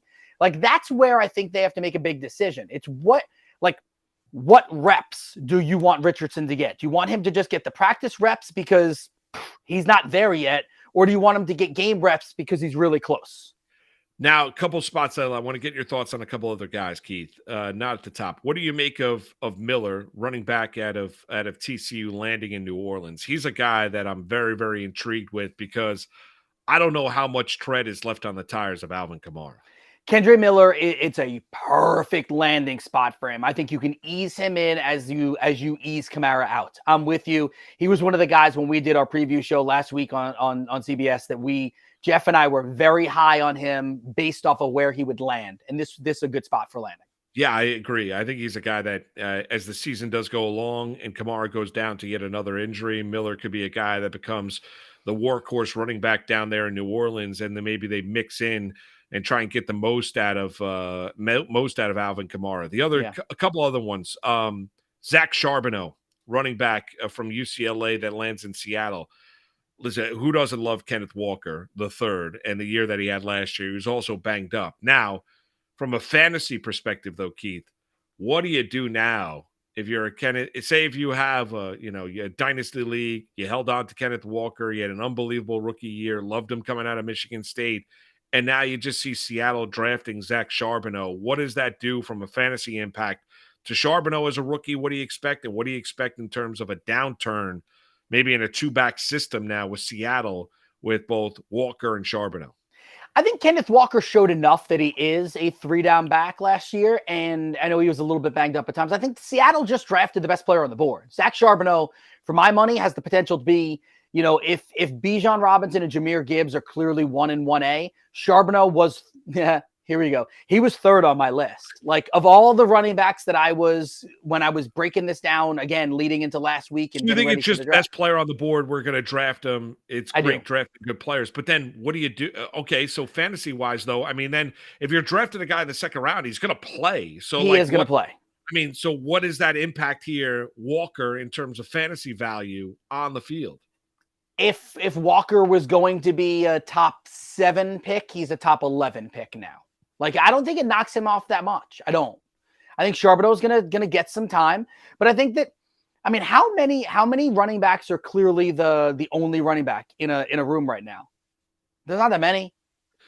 No, Like no, I mean, Saquon in New York, Saquon in New York. McCaffrey in well, not even really McCaffrey in San Francisco, Yeah, but you're not really threatened by anybody else in the room. I guess. Derrick Like- Henry in Tennessee, unless you think Spears Right. out of Tulane is going to take some carries No, I away from him. don't. Yeah, I mean, I get it. I understand, but Walker was going to be one of those bell cow guys. Yeah. I mean, Jonathan Taylor in Indy is a bell Dalvin Cook cow. in Yeah, Minnesota. Dalvin Cook. Yeah, but Now, I mean, there are guys when you look around the league. I mean, but I was just surprised because you liked what you saw from Walker and you got great value from him last year, and then you go back to the running back spot. Let's get into a couple of receivers. You mentioned it, Jalen Hyatt. Giants drafted him in the third round. like He's that kind pick. of and he was last year's Bolitnikoff winner. He could fly, right? He was my Devin. I called him Devin Fuller. Right. A mixture of he's a bigger Deshaun Jackson. Yeah, people look at Ted Ginn Jr. when he was coming out of Ohio State. You mentioned some of the other Deshaun Jackson.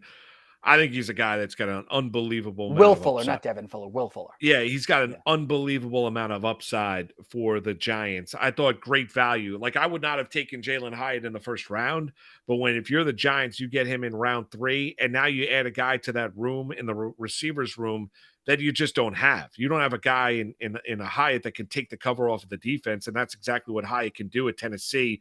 Big, physical. No, I'm not necessarily physical, big and fast. I mean, he could fly up and down the field, and I think he's a guy for the Giants and for Daniel Jones. I think he's going to be absolutely blessed to watch, and hopefully starting in year 1. The other receiver to keep an eye on, what do you make of Rashee Rice landing in Kansas City, and what do you think his fantasy impact is? The Kansas City Chiefs last year drafted a receiver in Sky Moore. He started making impact later on in the year. It's now been kind of a room of turnover. Juju Smith-Schuster is gone. Mecole Hardman is gone. You expect Sky Moore to have a bigger impact year 2. Valdez-Scantling is still there. And now you throw in a guy in Rashee Rice, who a lot of scouts were really, really high on. You look at his game film, some will look at and say he's got a little bit of a dog into him. Others will say that he was having issues with the coaching staff collegiately in terms of playing time. But there's no doubting his physical ability. What do you make of Rashee Rice landing in Kansas City, and what do you think he is fantasy-wise rookie year? Typically, I trust Andy Reid and the Chiefs. So if they're going to trade up to get someone, they probably see something in him. I mean, the numbers, I just wanted to double check that I was right. The numbers were excellent for him last year. 95 catches, 1,355 yards, 10 touchdowns, looked great at the combine. His broad jump, 10 foot and 8 inch, all of that was really good. The Chiefs, the problem with the Chiefs are always like you don't know who is going to be the guy. And until Travis Kelce kind of, I don't know, falls off, a lot of these wide receivers don't necessarily matter. So from a fantasy standpoint, it doesn't move the needle that much for me. Okay, so that doesn't move the needle. What do you make of the tight ends? When you look at the tight end position, Laporta in Detroit, Dalton Kincaid in Buffalo. Of those 2 tight ends, who do you think has the biggest fantasy impact rookie year? I like Kincaid a lot. I think I said that after round 1. He's got a little bit of George Kittle meets Zach Ertz in him. He can run a route. He can Laporta, by the way, I saw a lot of scout people were saying that there could be a few red flags, like maybe he's not as good as expected. Same thing with like a Darnell Washington. People were a little bit worried. I thought Kincaid and Mayer were clearly the top 2 guys from what I was reading. I think Kincaid is going to do some damage in Buffalo. Yeah, I think Kincaid is. I think Laporta as well. I mean, I think Laporta landing in Detroit. I think Goff is the guy that's going to throw the tight end spot. They traded away their talented tight end to Minnesota during the course of this past year. I think you throw in Laporta. It's been basically Iowa's become tight end of all the guys that have gone through that program and become big-time players in the National Football League. And I think Sam Laporta is going to get thrown to the mix and get thrown into the mix as being one of those guys. A couple of the players I thought were interesting. Jaden Reed out of Michigan State landing to Green Bay. Having watched him, doing Rutgers games this year, I like Jaden Reed a lot. I do. I mean, I think he's a guy that can step in. If Love can play and you throw Reed into the mix now with Christian Watson, I think that Romeo room Dobbs. just got, yes, I think that room just got. I think Jaden Reed has shown himself. He was an undervalued player coming into this draft. I think Jaden Reed is a guy that's going to be a very, very good and productive receiver. Great route runner. He's got speed, can make the contact, can make the catches over the middle. I really like Jaden Reed. I thought that was a good landing spot for him, landing in Green Bay with the Packers. Yeah, I'll be honest with you. Didn't do much digging on Jaden Reed. Didn't really watch a lot of Michigan State football this year, so I don't really have that much of a take on that one. Yeah. Yeah, the other one I love Josh Downs in Indianapolis. Small. Yeah.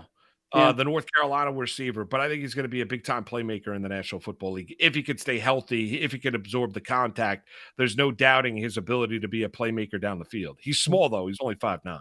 Did you get the waterworks when you watched the video of Chris Vaughn calling his son Deuce Vaughn to ask him if he wanted to come to work with him the next week? Yeah, it was awesome. I watched that video. I did not get emotional, but can I throw it out there that my first thought after the video was done is if Moose watched this, he definitely got choked up. Yeah, it was great. It's awesome. Yeah.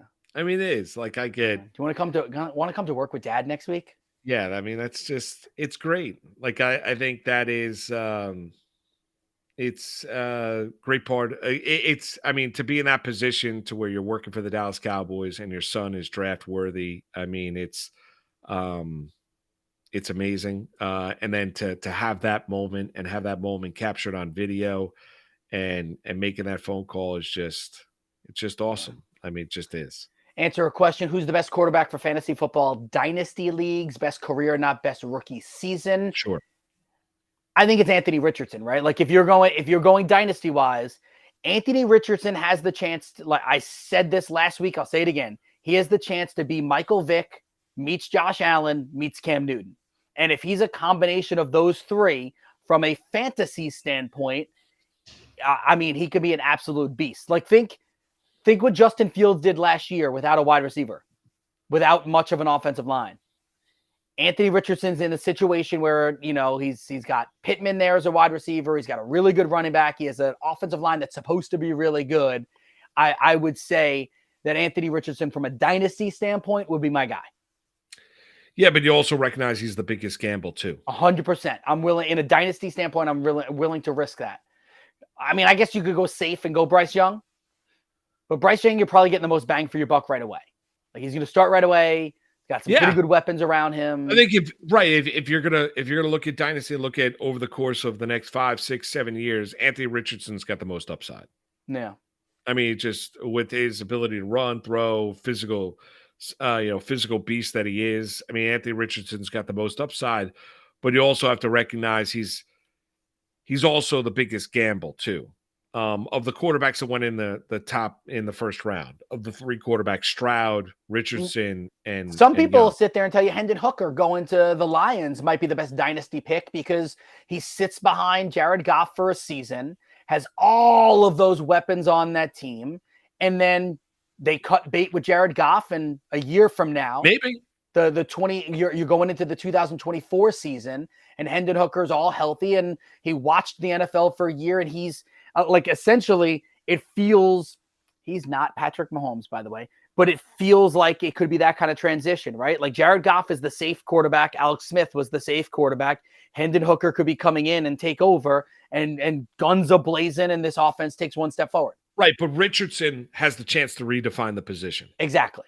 That's why I'm saying, like, Richardson, like I throw Josh Allen and Cam Newton in there because of their size and their athleticism. He's fast like Michael Vick. Yes. And he's thick like Cam Newton and Josh Allen. No doubt.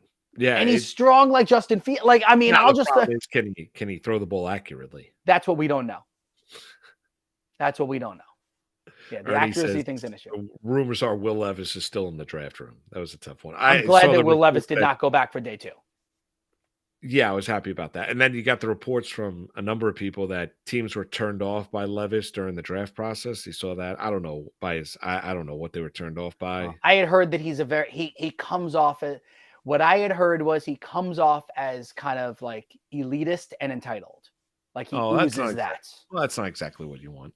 No. But now I don't think you can do that until you're in the league for a few years. I'll be honest with you, he lands in a spot where he could be the starter.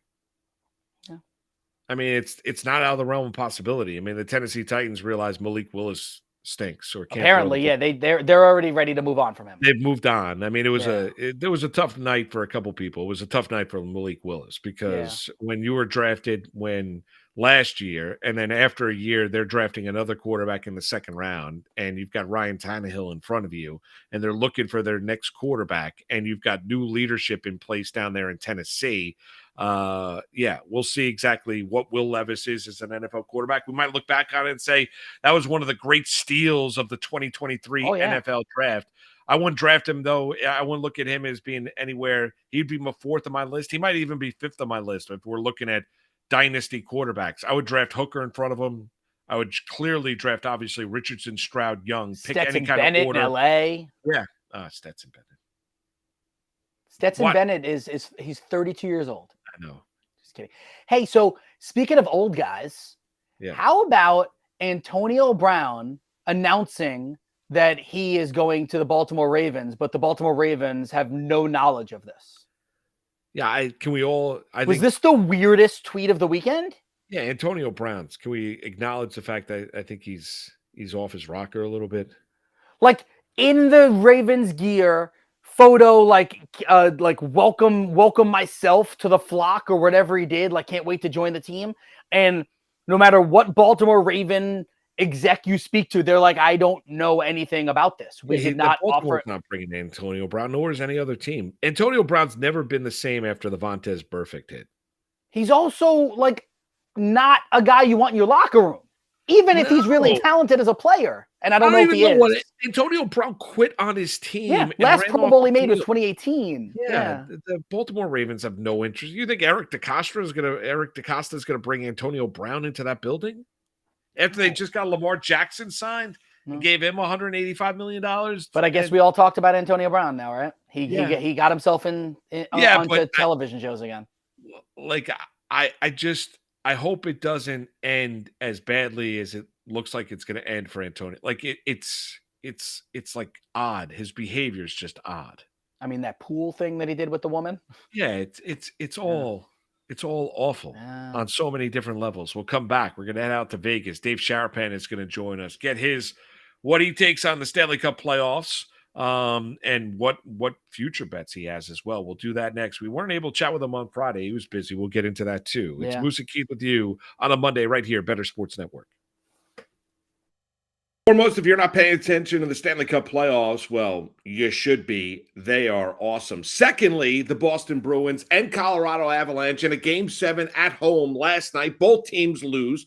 Colorado to the Seattle Kraken, and the historically great in the regular season Boston Bruins, who had 135 points, had 65 wins during the regular season, lose in overtime to the Florida Panthers. You know what the differentiation between Boston and Florida during the regular season was? 43 points. I think even Giannis Antetokounmpo from the Milwaukee Bucks would deem this an absolute failure, as his answer the other day after Milwaukee got eliminated by the Miami Heat went viral across the country. Listen, this is professional sports. Not everybody gets a trophy. And if you are a Bruin fan waking up on this Monday morning after witnessing what was an unbelievable regular season, where the Bruins seemed like they went into this as President's Trophy winners that could not lose, well, they lost in their opening round series to the Florida Panthers. I don't want to hear about the fact that this was not the Stanley Cup final. Still, that is a disastrous loss if you are the Boston Bruins. One that will lead to a very, very long offseason, a long summer, and the Boston Bruins, in quite simple terms, they were an absolute failure. For more better content like this, go to visitbettersports.com and a Better Network on all your social media platforms.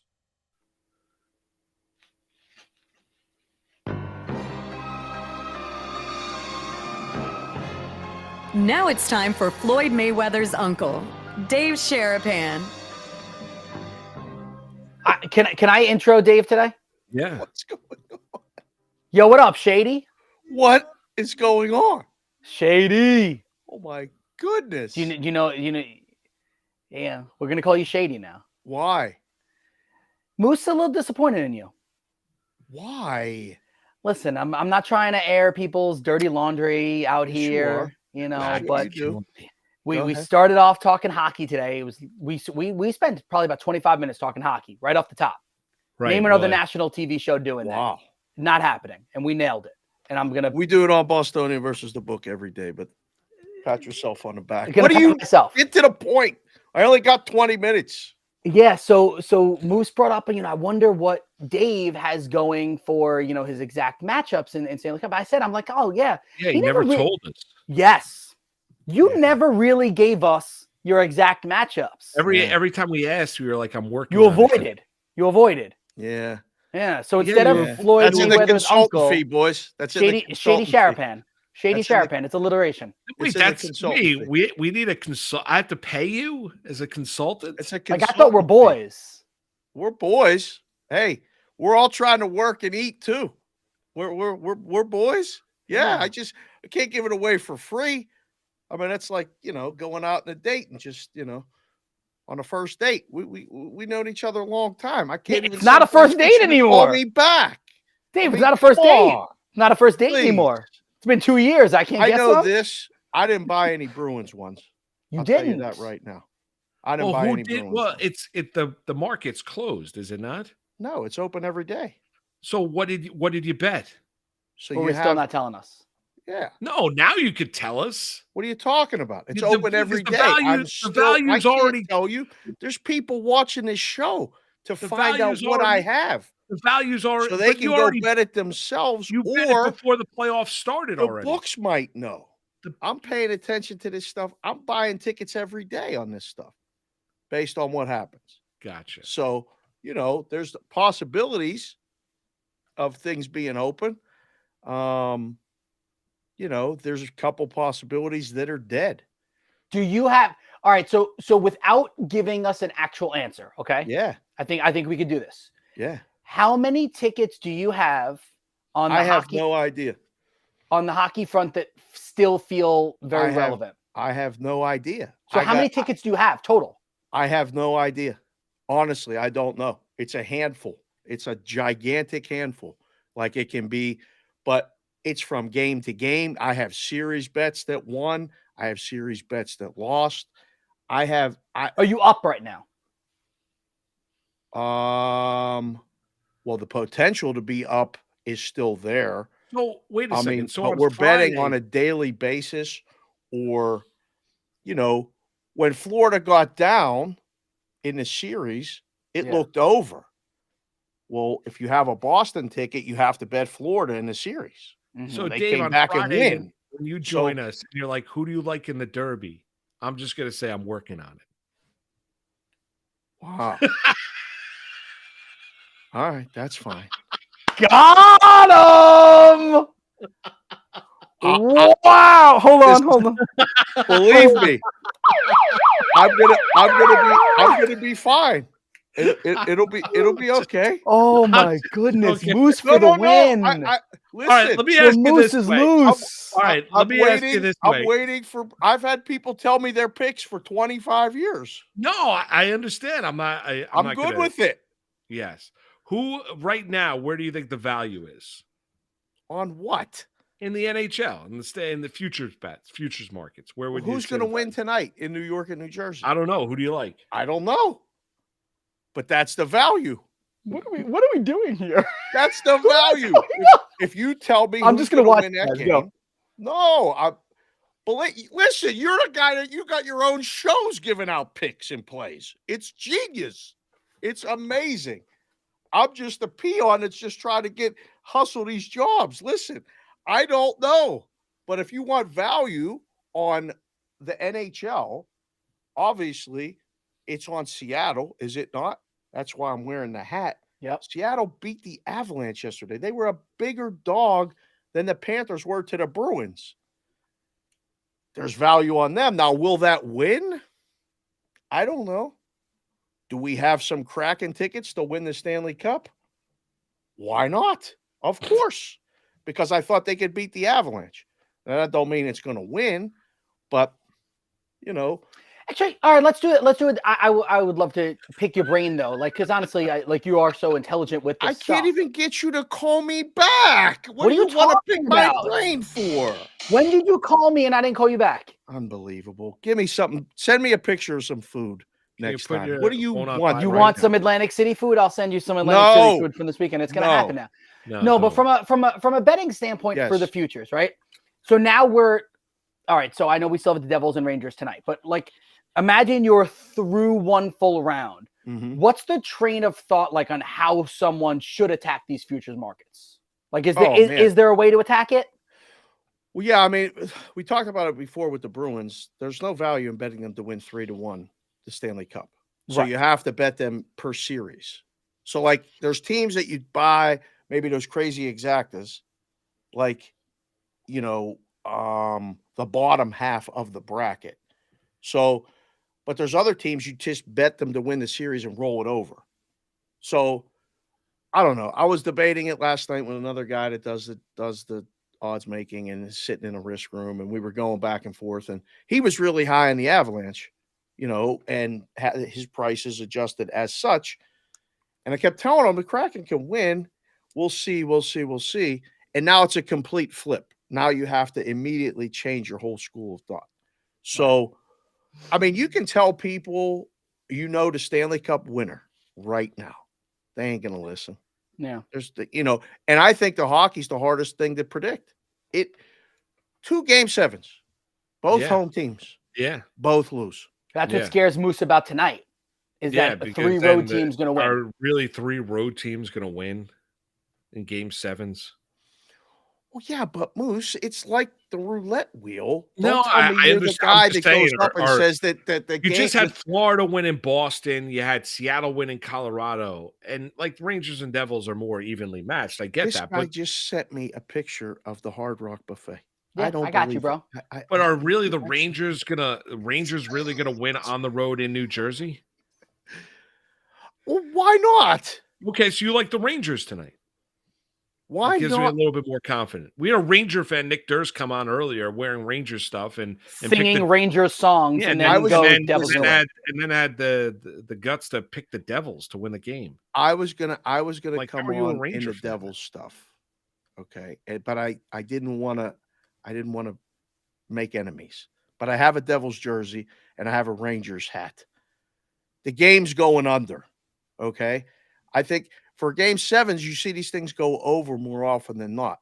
But when the Dogs live, like Seattle was last night, the game plays to the under. I think the winner of tonight's game could go to the Cup final. And I think the winner of tonight's game will go to the Cup final. Wow. Representing the East? Representing the East. Wow. Even if it's New Jersey? Yeah, even it's Jersey's going to beat Carolina.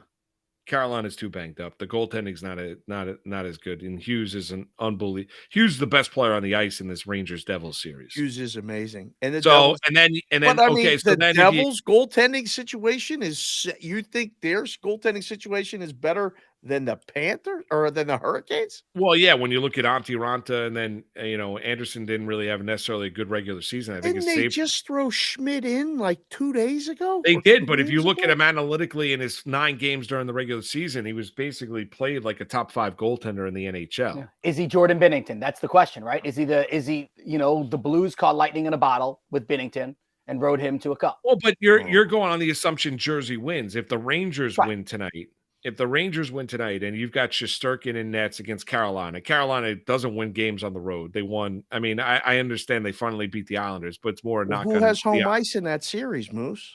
Carolina would. Carolina will definitely be favored. And but Carolina's also without they lost one of their top 6 forwards in that Islander series to a broken hand. Yeah, that's going to hurt. I mean, at some point, the lack of depth on the Carolina Hurricanes is going to come back to haunt them. And then Toronto is going to beat Florida. Toronto's not losing to Florida. They finally beat Tampa. They're not losing to the Florida Panthers. I agree with you. I have to go on with Matt, and people are making videos and taking shots. How is Peralt going to take this with the Bruins? He's fine. He's fine. Because he bet Florida last night just to assure himself of a profit.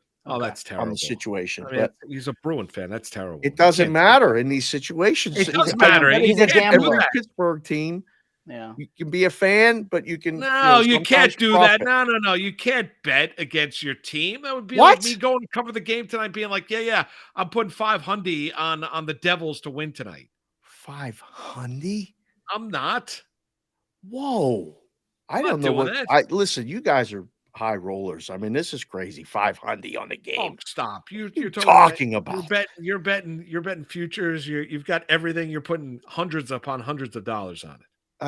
Listen, sometimes you have to step out and make different positions and buy multiple tickets and do this stuff. My wife is questioning every single thing I'm doing every single day right now. She's like, "Are you going to do this every time the playoffs come in all these sports?" I'm like, "Well, right now that's where you can find value on teams. And listen, we're going to try to catch one of these, and then when it wins, like had the Phillies won last year, I would have at least bought at least another postseason out of something.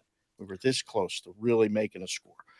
I don't know who's going to win the game tonight. I would caution that the team that wins tonight even wins another series, let alone the Eastern Conference. Right now, Tampa's the favorite to win not just the Eastern Conference. They're the favorite to win Toronto. the Stanley Cup. Toronto, yeah. Toronto, I mean. Who did I say? Tampa. Tampa, yeah. Still trying to figure out how they outplayed them pretty much in every game except one and lost. They're still on my mind. But right. So then that now all of a happens. sudden, that's a great bet for a team that just got outplayed by Tampa, who was dealing with a ton of injuries as well in that series. But now I'm going to bet on Toronto at plus 370, who finally won a playoff series for the first time in 20 years to now Hard to all of a sudden believe. the Stanley Cup. I mean, that's Yes. See, when you say it out loud like that, that seems like more absurd that they're the Cup favorite, right? Right. But that was the debate last night with my hockey guy who's still in the room. Who's the favorite? Like, go through the Western Conference. Vegas and Edmonton is going to be must-watch, stay-awake television. It's going to be great. Yeah, it's going to rob me of a lot of sleep. No question. And now the Kraken pulled off the upset and are playing Dallas. I think if you have Dallas tickets, you're in pretty good shape right now, right? Because how does this usually go for the team that pulled off the big upset? It usually ends bad in the second round. But Seattle's the best road team in hockey during this season. Seattle can win. They can beat Dallas and be in the Western Conference Finals. None of those four teams could be the favorite to win the Stanley Cup, right? No, you're right. I mean, Seattle can win. I mean, Philip Grubauer can continue to surprise a ton of people, and he obviously the former Colorado Avalanche goaltender had his way and was able to go into Colorado last night and win it for Seattle. But I would say that I think there's a distinct advantage for Dallas in the West over the other three teams, and that's the goaltending. The Stars have by far the best goaltender of the four teams left standing. It's not even close. The guy's a stud. Like he's a stud. Now you might say, well, McDavid and Draisaitl can overcome that if they get past the Vegas Golden Knights, and you might be right. And Dallas, but if we're gonna go on power play, Edmonton's power play, Dave, you and I mean, we're texting. Best. I mean, it's just. I mean, it's like a hot knife through butter. It's just it's amazing what they're able to do on their power play. The power play, the penalty kill, and the goaltending. Okay, so you look at Dallas, and even though I was wrong, I kind of like Minnesota in that series. Dallas's goaltending is better. They have a distinct advantage of any of the four teams left. I mean, they go into that series and he is significantly better than Grubauer in Seattle. Not saying Seattle can't win the series; they just knocked off Colorado. Yes, and like to just give you an example. I got Kraken tickets and I got Avalanche tickets before the series, okay? And pieced them together because I thought the Kraken could beat the Avalanche. So all the Avalanche tickets are dead. I think there's 5 of them. Tried to pick 5 teams in the East that they would beat in the exacta. So they're dead. But now the Kraken tickets are live with much bigger odds. So right. Let me ask you this. Say if I was interested, I'm going to go on goaltending is the most important thing. And Shesterkin and Dallas and then the Rangers have the 2 best goalies left. Yeah. We'd all agree with that, right? I mean, but right now, Dallas Dallas beating the Rangers in the Stanley Cup final is 35-1. Rangers beating Dallas in the Stanley Cup final is 32-1. Now that's going into a game tonight, game 7, Rangers Devils. You don't know if the Rangers are going to march on to the next round to where they take on Carolina. If the Rangers win tonight, what would those odds be tomorrow? A little bit less, not much less. That's the price basically if they win. You know, they're going to come down. Oh, the game 7 unknown doesn't factor into the price today? It does. You get a better price, obviously, today than you will tomorrow if the Rangers win, right? It's going to get cut down.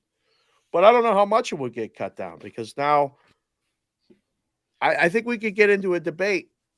Vegas has home ice. Edmonton is favorite. Carolina's going to have home ice. It's going to be close to a pick 'em. Sure. You know, because one, you guys in New York, it's bigger, it's better, there's more money there. They move the markets. The New York teams take more money on stuff than these other teams. So you kind of always have that in your back of your mind when you make the number. It's going to come down, but I mean, 20 to win, what is that, 700? 35-1? I mean, it's worth you spent worse on $20. If you think that's the possible matchup, you'll be able to come in and pump your chest and do the KI, pat yourself on the back and all that other stuff. Just like that. He does it like this. I want to make sure I do it right. It's worth a shot if you think they're going to win. If you don't think they're going to win and they win, accept the price that will be tomorrow. So it's gonna be fun. I can't wait. How's the NBA treating you? Oh, so yeah, I was switching. Yeah, how's the NBA treating you? I'm still trying to figure out how Miami is doing what they're doing. They're messing up a lot of people, and geez, I mean, it was game 1 at home, Madison Square Garden. How could the Knicks lose? Everything's set up perfectly. And I checked the score, and I was surprised the game went over the total. Yeah. I didn't watch 1 second of it. I was flying back from Salt Lake, but I saw it, the final, and I watched the highlights. I was like, wow, the Heat are going to the Eastern Conference Finals. I don't think it's a wrap yet, but like Jimmy Butler's ankle will give you pause on that. Is it bad? Did you get a chance to see the video yet? No. It looked pretty bad. I told Moose, I think if I were prognosticating, I believe that Butler will not play game 2. The next time we see him is in game 3 because Miami already did what they needed to do. You get the 1 game on the road. It was a 1:00 game. He got hurt at like 3:00 in the afternoon, which means if he's off the court and getting treatment by 4:30 in the afternoon and the game isn't in the next game, game 3 is not till Saturday, you're getting basically 6 days of recovery for him. You already won your 1 game, go back home tied 1-1. Ooh. It's hard to give away games like now, though, right? Like exactly. I mean, but if he's limping around like crazy, and then if he could be healthy for the final, for game 3, 4, 5, 6, 7, if needed, as opposed to be 50% of Jimmy for the whole series. If he re-injures it, then yeah, I think it's a trade-off. It's crazy because when you look at the odds for this, like to win the championship and stuff, the winner of this series is completely irrelevant in the whole thing. It is such a done deal that the Celtics are going to beat the Sixers and then just walk through the Eastern Conference Finals. It's crazy. Yeah. I can't believe what an overwhelming betting favorite it is. Give me Lakers Celtics. I'm happy. Well, your Lakers are still alive, but I know. I mean, might hold a ticket at 50-1 on Lakers versus Celtics. Do you think? I mean, if you should be buying the other scenarios right now. Should I? At that price, you should be buying the other scenarios because you nailed it and got through a first round. Yeah. You think the Lakers can beat the Warriors without the ticket in best interest in mind? Do you think they can beat the Warriors? Yeah, they have the best 2 players of the top 3. So there's 3 great players in the series. Wow. It's Curry, it's LeBron, it's Anthony Davis. So those are the 3 best players in the series. 2 of them play for LA. And I feel like they are just one little twisted ankle like Jimmy Butler away from that was my thing that I said to Moose also. Yeah. Toast. Yeah. I don't know. This is all we're going to be talking about here in the West Coast is the Lakers and the But Warriors. Dave, how do you nonstop. if you look at it and you say you're buying the other ways, so you're investing in Philadelphia? No. I think you have to cover your the West side, right? So I buy a ticket on the Celtics Nuggets. I buy a ticket on the Celtics Suns. That we mean? I think you should get something with the Warrior scenarios. Your Lakers tickets die. Yeah. If the Warriors win. Right. If you want to extend the life of tickets, you get Warriors Celtics. You get, Warriors. I don't know. Heat. I mean, Warriors Celtics right now is 3-1. That's the price of the exacta? Yeah, Boston, Golden State plus 320. Boston, Denver plus 340. Boston, Phoenix plus 440. What's Warriors over Celtics? Okay, so if I have Boston Celtics beat the Warriors, it's plus 650. See, I didn't do any of the who to win the championship. I just did the final matchups. So if I get Boston beating Denver plus 650, Golden State over the Boston Celtics plus is 8-1. Boy, they've really lowered those prices a lot. Dave, did you say Heat and Warriors would be a ticket you'd look at? 19-1 for them to be in the finals against each other. I mean, those would just cover the other scenarios. Yeah, right. Just because, unless you just, if the Lakers lose, you're done and that's it. But I already made my money because I bet on the Lakers just to make the playoffs, and I got a good number on that. Profit. Yeah. So profit. I already know that I'm in. Right. I made money. You're in the green. At least. Dave, just because I feel like every time you pop on, it's like dealing it's like the professors in the building, right? Are you every day? Are you investing and looking in different scenarios and making adjustments? I'm looking at numbers at a daily basis. Or are you doing it every couple days? It depends. It's I was away for the weekend. I didn't do anything. I just got away. But I was looking. You got to tell us about the weekend, by the way, too. Well, yeah, I was up while I was in a hotel room. I had my little, I had all the apps out and I was writing down the numbers and I was texting back and forth with people like, "Hey, did you see this at this place? Why are they so high here? What's going on?" So I'm constantly looking at the numbers, Moose. And I still like to do it in person, so I still like to go to the book and buy a paper ticket just to get me out of the house and go do something, say hello to somebody, take a picture in a book. It's just an excuse to get out of the house. So I might go partake in some New Jersey stuff today. I don't have any New Jersey stuff. I have no New Jersey. Not to win anything. To be in it, yes, but not to win anything. Schmidt is starting tonight, by the way. Devils. It's not going to be Devils win. That's what you just said? Schmidt is. I don't like that. Is that worrisome? I don't know. Some people think that's good. You'd go back to Vanacek. I'm not in that room. I don't know what I would do. I was glad to see Boston go with Swayman yesterday. I was watching Game 6 and going, why is Allmark still in the game? He can't move. He can't stop a puck. You got to make these quick moves in the playoffs. I mean, I've seen it for years, so I don't know who I would start. I have to know who's actually physically able to perform the job and somewhat healthy.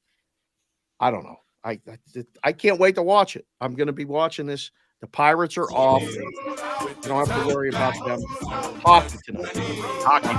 Let's go. Rangers parlay. Rangers win. Money line, and we go under 5.5 at plus 230. Bam! That's the struggle life, see? You eat all this tomorrow at 10, everybody. I did. I ate it all. Man, how do you smoke